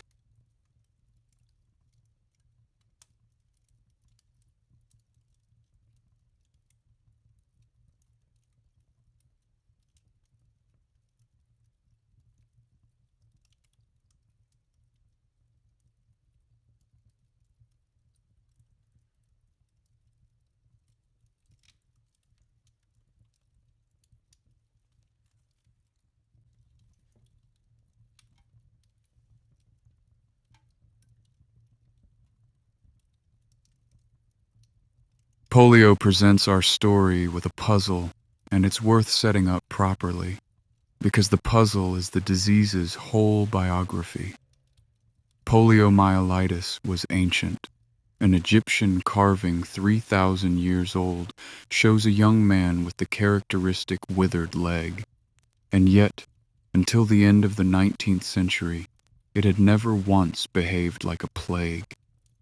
It was a background misfortune, scattered, mostly sparing.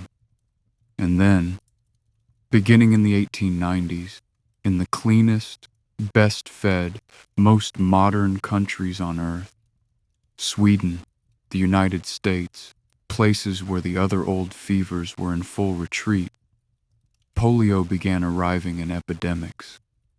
Summer after summer, larger and larger, with a particular appetite for children under 5. The 20th century's most modern disease was an ancient one that modernity itself had somehow armed. The explanation, as the scientists eventually pieced it together, and will give it in the lay, hedged form this series uses for mechanisms, is one of the strangest ironies in medical history. The polio virus travels through water and contact. In the old, unsanitary world, essentially every infant met it early, while still carrying a loan of the mother's borrowed immunity. And in infants so protected, the infection usually passed as a trivial fever that left the ledger permanently marked. Clean water and modern plumbing broke that grim bargain. Children now met the virus later, unshielded, at ages when it was far more dangerous. And so, by an arithmetic nobody had designed, the triumph of sanitation over the old diseases handed the new century an epidemic of its own making. Progress, as this series keeps finding, files no environmental impact statement. What the epidemics look like from inside, kept, as always, at civic distance, was a season of dread with sunshine in it. Polio came in the warm months. Nobody knew, for decades, exactly how it spread. And so each summer, the closures came. Swimming pools, movie theaters, playgrounds, and the parents' folklore with them. Don't get chilled. Don't get overtired. Don't make new friends in August. Most infections, it's worth saying clearly, passed mild or wholly unnoticed. But in the unlucky fraction, the virus reached the nerves of the spinal cord, and the child who had been swimming on Tuesday could not stand on Friday. In the worst cases, it took the muscles of breathing. And for those children, the hospitals of mid-century built one of the most haunting and most humane machines in medical history. The iron lung, a sealed cylinder the size of a small boat that breathed for the patient rhythmically by changing the pressure around the chest. We will describe the polio wards of the early 1950s the way the series describes such rooms, by their sound, reported in every memoir of the era. Rows of the machines and the steady mechanical sighing all night, of breath being kept faithfully on the ledger by electricity. The overwhelming majority of the children in them recovered their own breath and went home. The machines stand in this chapter as the antitoxin stood in the last, the magnificent rescue that is also, always, the argument for making rescue unnecessary. Polio's most famous patient changed the politics of disease in America. In the summer of 1921, Franklin Delano Roosevelt, 39 years old, a rising political star, fell ill at his summer house and came out of the fever with his legs paralyzed. The diagnosis of record was polio, and if some modern physicians rereading the notes have argued for other candidates, the debate belongs to the journals. What mattered to history is what Roosevelt and his generation knew it to be, and what he did with it. He did two things. Privately, he built a rehabilitation retreat at a broken-down spa in Warm Springs, Georgia, and filled it with fellow polio patients. And publicly, as governor, then as the four-term president who led through depression and war from a wheelchair the newsreels tactfully cropped, he lent his name to a fundraising machine unlike anything charity had seen. In 1938, it took formal shape as the National Foundation for Infantile Paralysis, and a radio comedian, Eddie Cantor, gave its campaign the name that swallowed the organization. "Send your dimes," he told the country, directly to the president. A march of dimes. The White House mailroom drowned. The dimes came in by the truckload. Tens of millions of them, from schoolchildren and factory floors, and kept coming for 20 years. Pause on what this was, because it is a genuine novelty in our story. The campaigns against smallpox and diphtheria had been run by crowns and cities. The war on polio was crowd-funded. The first great disease campaign paid for by the small change of the people who feared it. A ledger of dimes against a ledger of cases. When the victory came, it would belong, in the most literal financial sense, to the public. Roosevelt did not live to see it. He died in April 1945, and his profile went onto the 10-cent coin. The dime, of course, there was never any question of which coin, where it rides in pockets to this day. The only currency in the world that commemorates a fundraiser. The dimes bought the science. They funded the unglamorous decade of groundwork, the virology that sorted polio into its three types, the tissue culture breakthrough that let the virus be grown in the laboratory at scale. A Nobel-winning advance without which nothing else follows. And they funded the man who was ready to be wrong in public. Jonas Salk of the University of Pittsburgh. Young, driven, personally unclubbable to his colleagues, and unfailingly available to the public, and a believer in the less romantic of the two vaccine philosophies then in contention. The prevailing school, led by the formidable Albert Sabin, held that only a live, attenuated virus, Pasteur's method, the tamed cousin, could teach the ledger a lasting lesson. Salk held that a killed virus, inactivated with formalin so that it could not cause so much as a sniffle, would teach it well enough. A wanted poster rather than a captive outlaw. By 1952, the worst polio summer in American history, nearly 60,000 cases in the United States alone. Salk had his killed vaccine, had tested it on small groups, and the Foundation made its enormous decision to settle the question with a trial worthy of the stakes. What followed in 1954 deserves its place beside Puil-le-Fort, scaled to a continent. The Francis Field trial, run not by Salk, but by his old teacher Thomas Francis, precisely so that the counting would be no friend of the counted, enrolled roughly 1,800,000 schoolchildren, the polio pioneers, each with a card and a lapel pin, and a place in the largest medical experiment ever conducted before or since. And at its core, for over 400,000 of them, was the full machinery the series has been assembling all night. Placebo injections, random assignment, double blinding. Neither the child, nor the parents, nor the doctor with the syringe knowing who received vaccine and who salt water.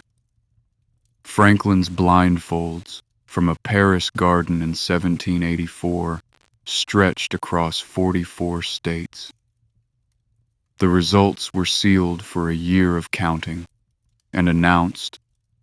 With a showman's instinct, the occasion has been both praised and teased for at the University of Michigan on April the 12th, 1955, 10 years to the day after Roosevelt's death. The vaccine was safe, and it worked.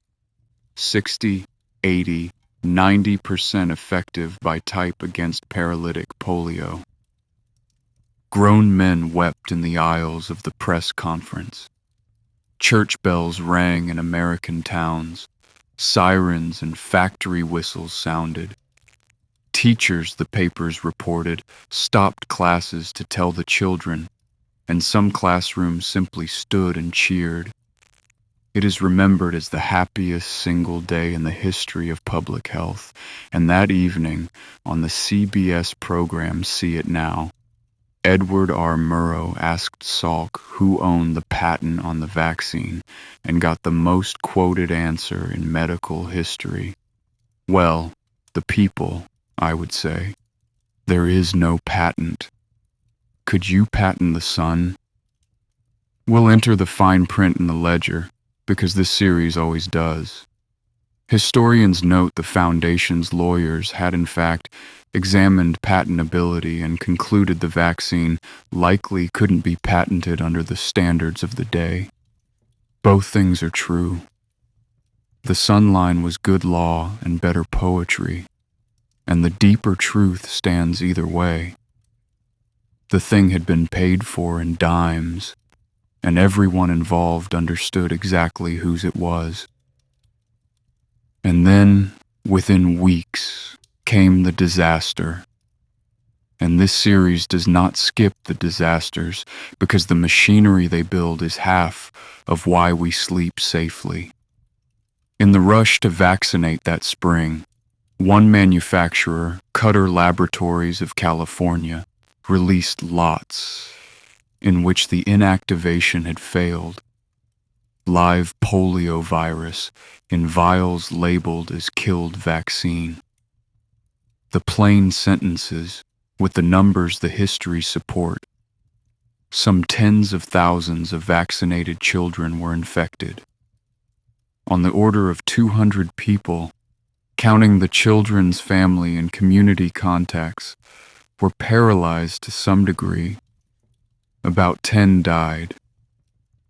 The vaccination program was halted, the failure was traced, and the response built the scaffolding that every vaccine since has stood on.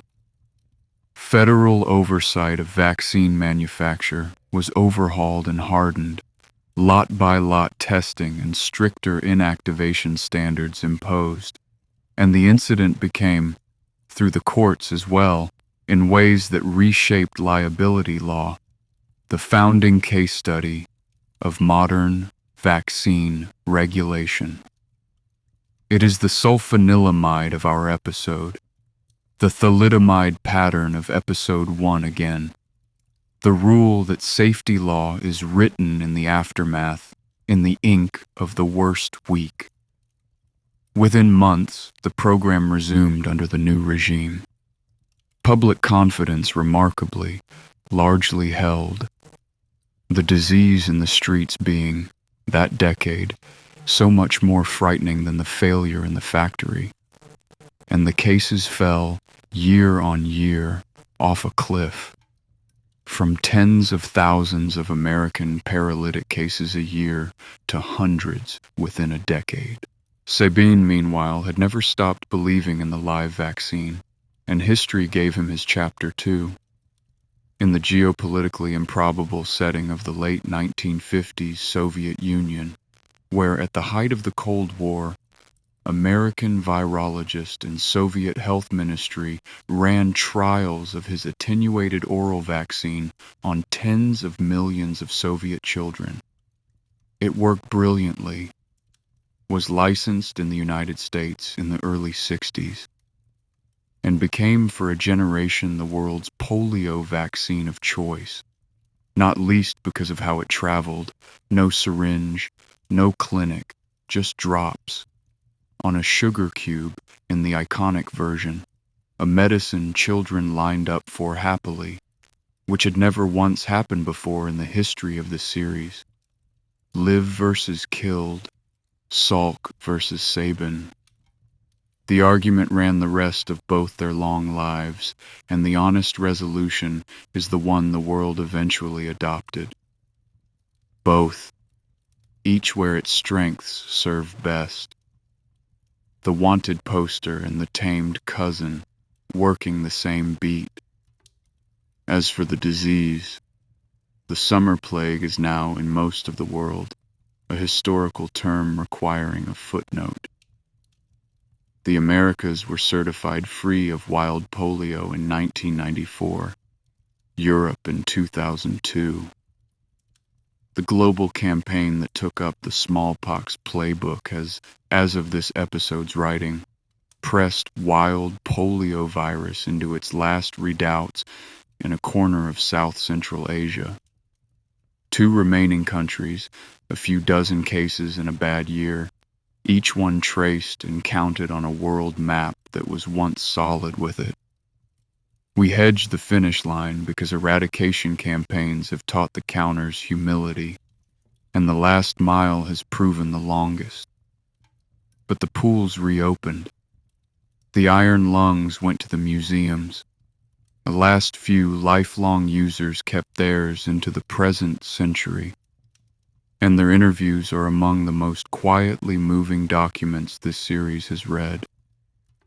And the sound of the polio ward, that mechanical sighing in the dark, became what the strangling angel became, what the speckled monster was about to become: a silence, bought in advance by arithmetic and dimes, which leaves the summit. One disease in this story does not get a mostly or a nearly. One gets an ending, the only ending of its kind ever achieved. It is time to go back to where tonight began and finish the speckled monster for good. Chapter 9. The End of Smallpox.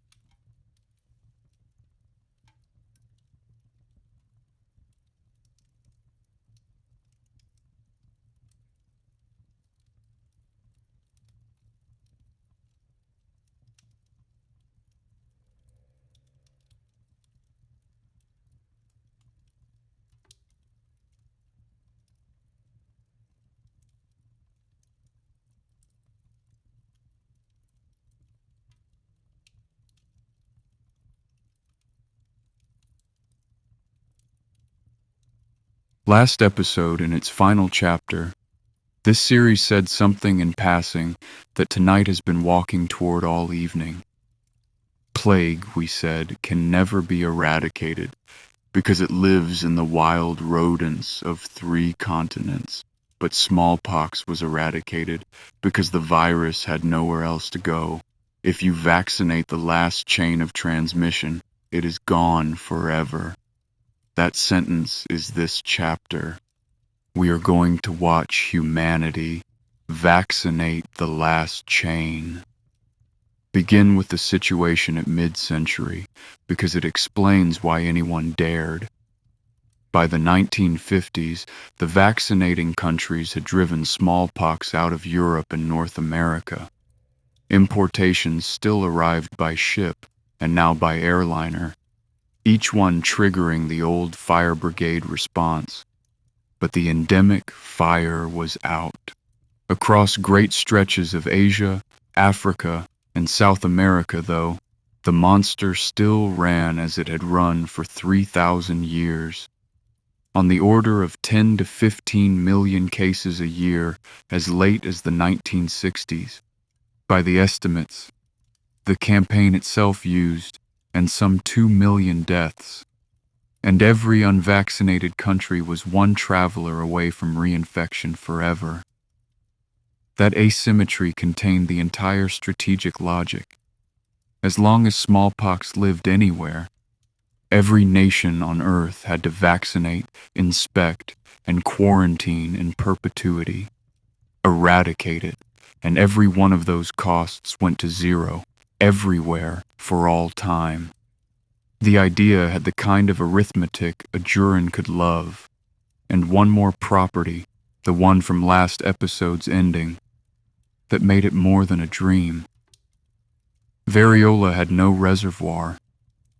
No rats, no fleas, no marmots, no prairie dogs. It lived in human beings only, passed only human to human, chain to chain. Break every chain at once, and there is no burrow on earth for it to wait in. In 1958, the proposal came to the World Health Assembly from, history enjoys noting, the Soviet delegation, in one of the Cold War's rare moments of perfect alignment.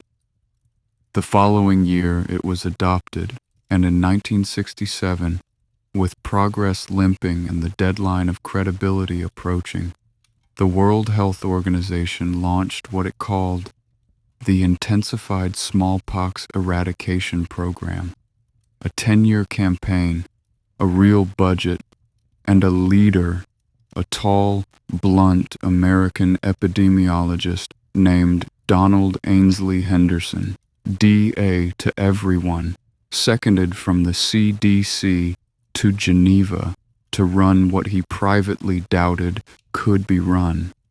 The target the program set itself has a ring the rest of this series has taught you to hear properly. Smallpox eradication in 10 years. A bureaucrat's sentence proposing the first deliberate extinction of a species of disease in the history of life on Earth.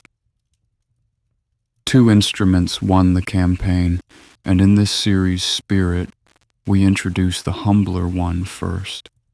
The vaccine itself was now freeze-dried, stable in tropical heat for weeks. The cold chain's tyranny broken at last, a century and a half after the Balmus boys carried the flame in their arms. But the tool the campaign is remembered by is the bifurcated needle, and it is the pestle and mortar of this episode. A 2-inch pin of steel whose tip is split into 2 tiny prongs like a miniature tuning fork. Dip it in reconstituted vaccine, and the gap between the prongs holds, by simple capillarity, exactly 1 dose. Press it into the skin a dozen times in a small circle, and vaccination is done. No syringe, no measuring, no waste. It used a quarter of the vaccine of older methods. It could be re-sterilized and reused until it wore out. A village volunteer could master it in an hour and vaccinate hundreds a day. It cost, in the era's accounting, about $5 a thousand. The lancets of Jenner's century, the horse serum flasks, the sled and the cylinder. All of tonight's apparatus funnels down at the summit to the cheapest instrument in the whole story. A pin, designed in 1965 by an American microbiologist named Benjamin Rubin, who made his prototype by grinding down the eyelet of a sewing machine needle. And if your ear just caught the rhyme with Benjamin Jesty's darning needle, 190 years earlier, this series caught it too, and has rarely been happier. The campaign would eventually order the better part of 1 billion. When the histories of technology are honest, the bifurcated needle stands with the printing press, maximum consequence per gram. The second instrument was an idea, and it arrived, as the campaign's own veterans always told it, out of scarcity in the field. The founding plan was mass vaccination. Vaccinate essentially everyone, country by country, and smother the disease under blanket immunity. It worked, but slowly, and in the hardest countries, the blanket always had holes. The turn came in the late 1960s in eastern Nigeria, where a CDC unit under a young physician named William Foge, short of vaccine and facing fresh outbreaks, fell back on a beautifully old-fashioned expedient. And if it sounds familiar tonight, it should, because you heard it from the harbor officers of episode 5. Don't vaccinate everyone. Find the disease. Chase every reported case. Trace its contacts, and vaccinate urgently and thoroughly the ring of people around each outbreak: household, neighbors, village, market contacts, building a wall of immunity exactly where the fire is and nowhere it isn't. Surveillance and containment, the campaign called it. Ring vaccination, history does. It was the lazaretto and the health pass and the bill of mortality perfected. The Ledger's method, aimed by radio and Land Rover, and it worked with a speed that stunned its own inventors. Regions with vaccination rates far below the blanket. Targets were cleared of smallpox in months because the vaccine was going precisely where the chains were. From 1971, the whole global campaign ran on it. The searchers fanned out with a photograph, the recognition card, a picture of a child with smallpox shown in millions of markets and schoolyards with one question: have you seen this? And rewards escalating as the end neared for any reported case that proved genuine. Nation by nation, the map went quiet. South America's last case in 1971. Asia's, after a final, enormous house-to-house campaign across India and Bangladesh in 1975. That Asian last case, for the record the Ledger keeps, a Bangladeshi toddler named Rahima Banu, the final person on Earth to catch variola major, the deadly form, who recovered, grew up, and was interviewed decades later as a farming grandmother, wholly unimpressed by her own significance in the finest tradition of this series. By 1977, the monster that had toppled dynasties held one last territory: the Horn of Africa. The last natural case of smallpox in the history of the world was a 23-year-old hospital cook named Ali Mao Malin in the town of Merka, Somalia, in October of 1977. And his story is so exactly the moral of this episode that we would not dare invent it.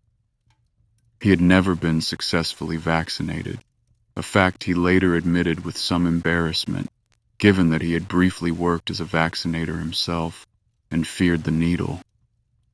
When 2 children with smallpox were driven through town to an isolation camp, Maylene rode along to show the driver the way, a few minutes' kindness, and the chain that had run unbroken through human beings since before the pharaohs passed for the last time, to him. His case, the milder variola minor, mercifully, was diagnosed, contained by textbook ring vaccination, upwards of 50,000 people immunized around him in the weeks that followed, and he recovered. And then, the part we promised you. Ali Mau Malin spent much of the rest of his life as a health worker in Somalia, walking district to district as a vaccinator and organizer in the campaign against polio, telling his own story door to door. I am the last smallpox case in the world. Take the drops. Don't wait, as I did. He died in 2013 of malaria, contracted in the field mid-campaign, working on his last days as on the ordinary ones, at the exact task this whole episode has been about. The chain of transmission that began before recorded history ended in a man who turned around and spent his life breaking other chains. The ledger does not record a better ending, and one plain sentence completes the record it must complete. The following year, 1978, a medical photographer in Birmingham, England, named Janet Parker died of smallpox that escaped from a laboratory one floor below her office. The last smallpox death on Earth. A preventable accident that hardened forever the rules about where the virus may be kept. Then the world did something without precedent. It checked its work. For 2 full years, commissions of the skeptical crisscrossed the former endemic countries, rumor registers, rash surveys, rewards standing ready for anyone who could produce a case. No one could. In December 1979, the Global Commission signed the certification, and on the 8th of May, 1980, the World Health Assembly in Geneva adopted the resolution, whose first line belongs in the small anthology of sentences. This series exists to read slowly. The world and all its peoples have won freedom from smallpox. 3,000 years of the speckled monster, Ramsay's scars, Mary's mourning court, the pocked advertisements, Boston's grenade, Blossom's hide, the dimes and the needles and the recognition cards, and then a show of hands in a conference hall, and it was over.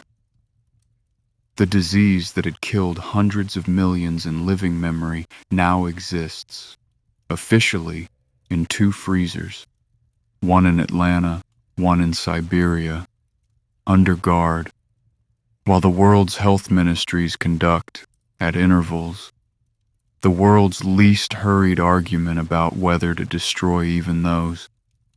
The only comparable victory since, we note for the completists, Rinderpest, the great cattle plague, declared eradicated in 2011. The second species of anything humanity has deliberately extinguished, and the first with hooves in the story rather than pockmarks. Every so often the series pauses to say plainly what a thing is, and this is the place tonight. The eradication of smallpox is, by most serious accountings, the single greatest achievement in the history of medicine, arguably of organized human effort in any field. Not the cleverest discovery, the completest. It took the folk wisdom of 3 continents, a farmer's darning needle, a country doctor's 20 patient years, an orphan crewed ship, a chemist's spoiled flask, a century of counting, a Cold War truce, a $5 pin, and roughly 100,000 field workers walking village to village with a photograph, every layer of tonight's story stacked, and it returned, and returns forever, the only prize of its kind, a disease that no child anywhere will ever have again. What remains then for a last chapter? Only everything, because the machinery that killed the monster did not retire with it. It moved in behind a counter, under refrigeration, a few miles from where you are lying right now.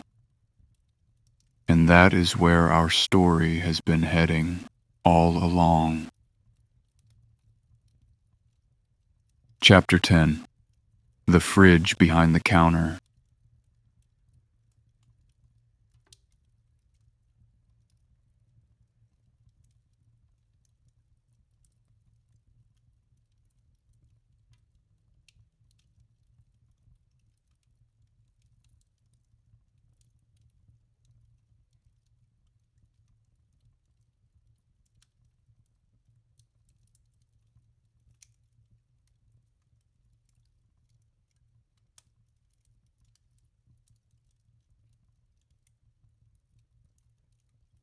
We have spent the whole night with an invisible clerk. It's time, before the fire burns down, to open the office door, gently in the lay terms this series keeps for such visits, and see how the ledger actually works. Everything tonight has orbited it. The milkmaid's unmarked hands, the hens that could not be killed twice, the mark that Ali Mao Malin's ride into history finally closed the book on. So, what is immunity? Your body, it turns out, contains an actual record-keeping service, an immune system. Medicine calls the whole apparatus, and its genius is not force, but memory.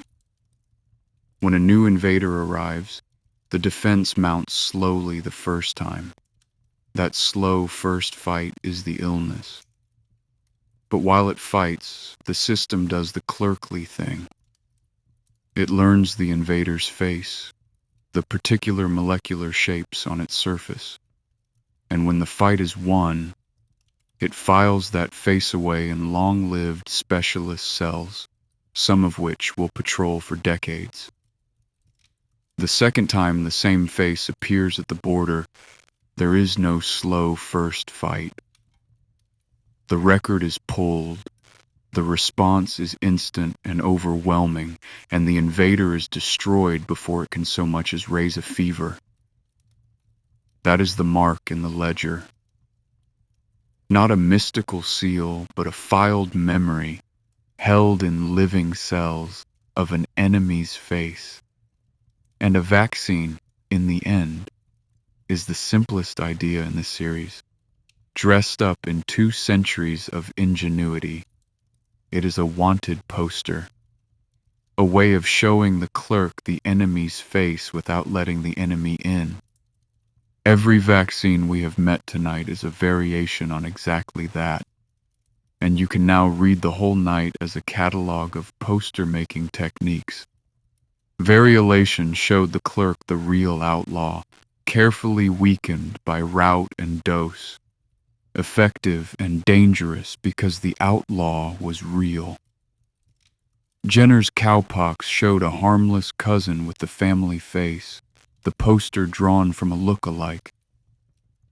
Pasteur learned to make look-alikes, the tamed cousin, bred mild in the laboratory. The attenuated vaccines, Sabin's sugar cube among them. Salk showed the clerk the outlaw's corpse, killed vaccines, all face and no fight. The toxoid that retired the strangling angel posted not the outlaw, but a decommissioned copy of his weapon. And the newest generations will give them 1 sentence each, kept lay. Subunit vaccines print just the face itself, a single recognizable feature manufactured harmlessly. and the messenger RNA platforms of the present century hand your own cells the sketch artist's instructions, so the poster is drawn on site and the original never enters the building at all. 200 years of technique, one unchanging idea. Show the clerk the face. Let memory do the rest. Now step behind the counter, because the rest of this chapter is about where all of that lives today. And it is the most familiar room in this entire series. We have ended episodes on the pharmacy shelf before. The plague's cure filed under ordinary last time. Tonight ends one shelf over at the refrigerator. Every pharmacy has one. A plain, locked, temperature-logged refrigerator.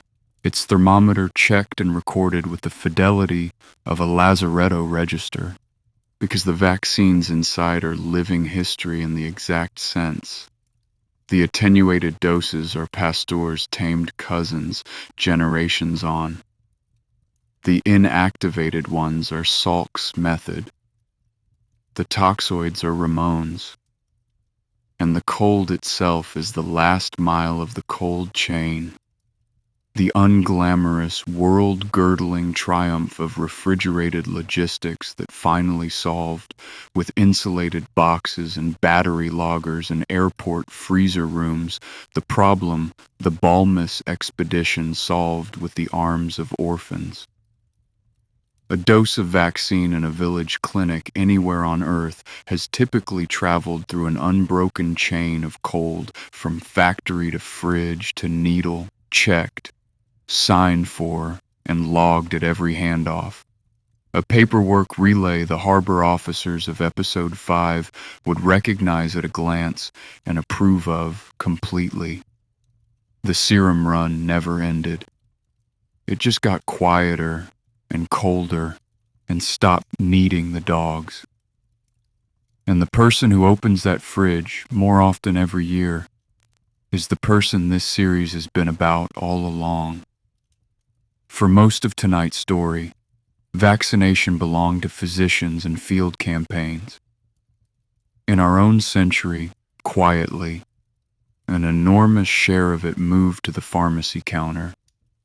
The flu shots and travel vaccines, the childhood catch-ups and the shingles doses, administered by pharmacists, between prescriptions. No appointment necessary. Which means the profession this series follows has ended up holding both ends of tonight's arc at once. The apothecaries of Episode 2 sold theriac against the pestilences of their age, and as our first episode said plainly of the plague, it did nothing. Their direct professional descendants stand at a counter with a refrigerator full of the only medicine in history that works before you are sick, drawing up, in an ordinary afternoon, doses of the technology that killed the speckled monster. And the afternoon is so routine that nobody in the queue looks up. 300 years, beginning to end, from selling hope against the monster to banking its extinction at 4 degrees Celsius. And it is counted, logged, and reordered like everything else on the shelf, which is, as this series keeps discovering, what total victory actually looks like. 2 more entries in the ledger, and then the byre, and then Goodnight. The first is about the paperwork, because of course it is. Somewhere in a drawer, you almost certainly own a small document listing dates and doses, a vaccination record demanded by schools and border posts, batted about in living memory by travel clinics and airline check-ins. Hold it up against last episode and read its lineage. We told you then about the health pass. The Venetian document certifying a traveler came from a clean port, the direct ancestor, we said, of every vaccination certificate and health declaration you have ever filled in. Tonight you've watched the descent happen. The bill of health became the inoculation register, became the school entry certificate, became the yellow international card. It is the least loved object in this whole story, and this series would like to say one kind word for it. That unglamorous card is the ledger's mark made portable, proof carried in a pocket that your account is settled. And it is the only travel document in the world that testifies not to who you are or where you belong, but to a fight your body has already quietly won. The second is about what all the settled accounts add up to, and we'll say it the way the history says it. Gently. When enough of a community carries the mark, something arithmetical and lovely happens. The chains themselves can no longer find a path. An outbreak arrives, reaches for the next link, and the next link is immune, and the chain simply stops, protecting, incidentally, the few who could not be vaccinated, the newborns, the frailest, the unlucky. The campaigns of this episode ran on that arithmetic. It is how ring vaccination strangled smallpox, village by village.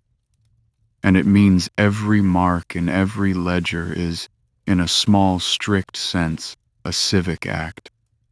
Each vaccinated arm is one more gap in every possible chain, a brick in an invisible architecture that shelters people who will never know your name.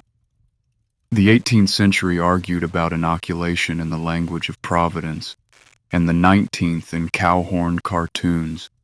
And this series has told those arguments with the affection they deserve because the fear was human, and the proof took time to arrive, but the proof did arrive.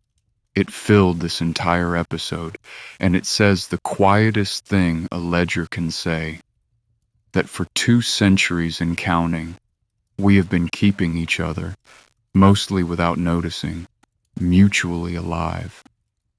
And if you want the whole story in a single absurd image, this series always does. Recall the one we left grazing at the end of last episode. Somewhere on the plains of Montana, a drone is dropping peanut butter-flavored vaccine baits to wild prairie dogs to protect them and the ferrets that eat them from plague. Every layer of tonight is inside that sentence, too. The wanted poster, the cold chain, the ring around an outbreak, applied by descendants of Jenner with radio controllers to rodents on behalf of weasels. The technology that began with a scratch on a milkmaid's hand has become something the biosphere itself gets prescribed. Blossom, one feels, would be quietly proud. So, back to Berkeley, where the lantern is still on its nail. The byre we opened in is gone to lawn and museum grounds now, but the doctor's house still stands, and in its garden, the hut, the one room, thatched, grandly named Temple of Vaccinia, where a country doctor vaccinated the parish poor for free on appointed days. Stand in its doorway, you may. It holds about 4 visitors, which is the correct size for a temple in this series' theology, and count what descended from it.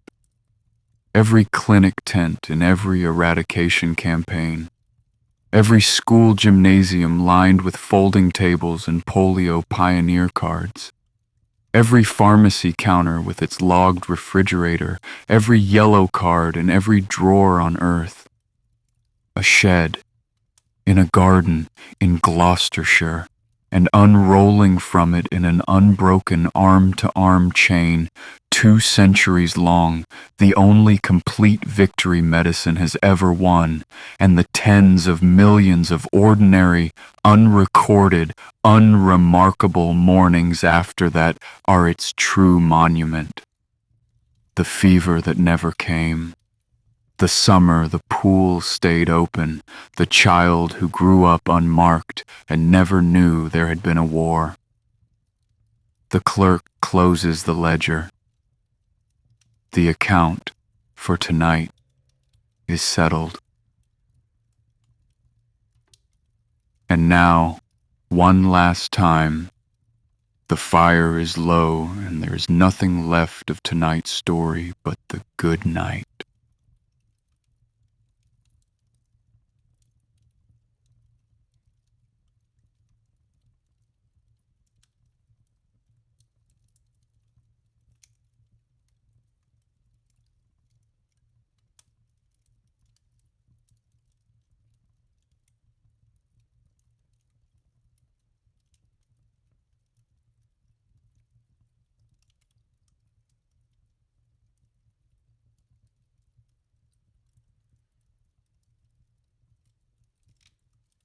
Come back to the byre one last time, because the evening we borrowed is ending.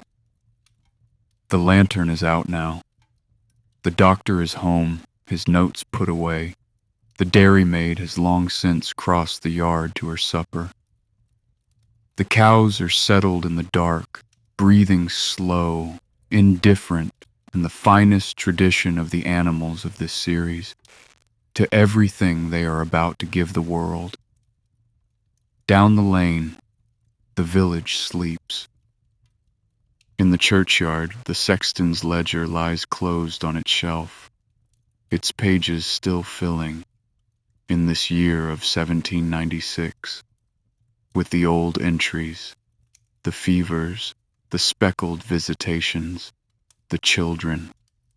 It does not know, that ledger, what we know, that the entries are about to begin, slowly, generation by generation, to change, until the day comes when its pages fill with nothing but old age, and the monster that wrote in it for 3,000 years writes nowhere, in anything, ever again.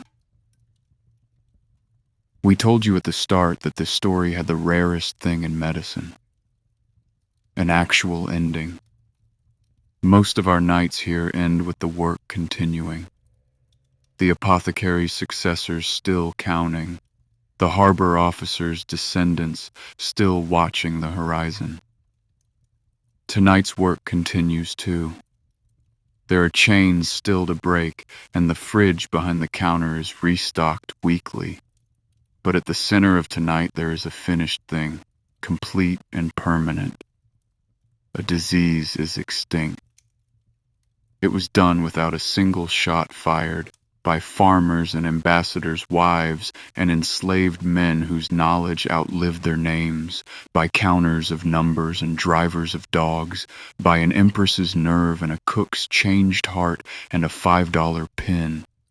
And it stays done, tonight and every night, on every acre of the earth, while you sleep.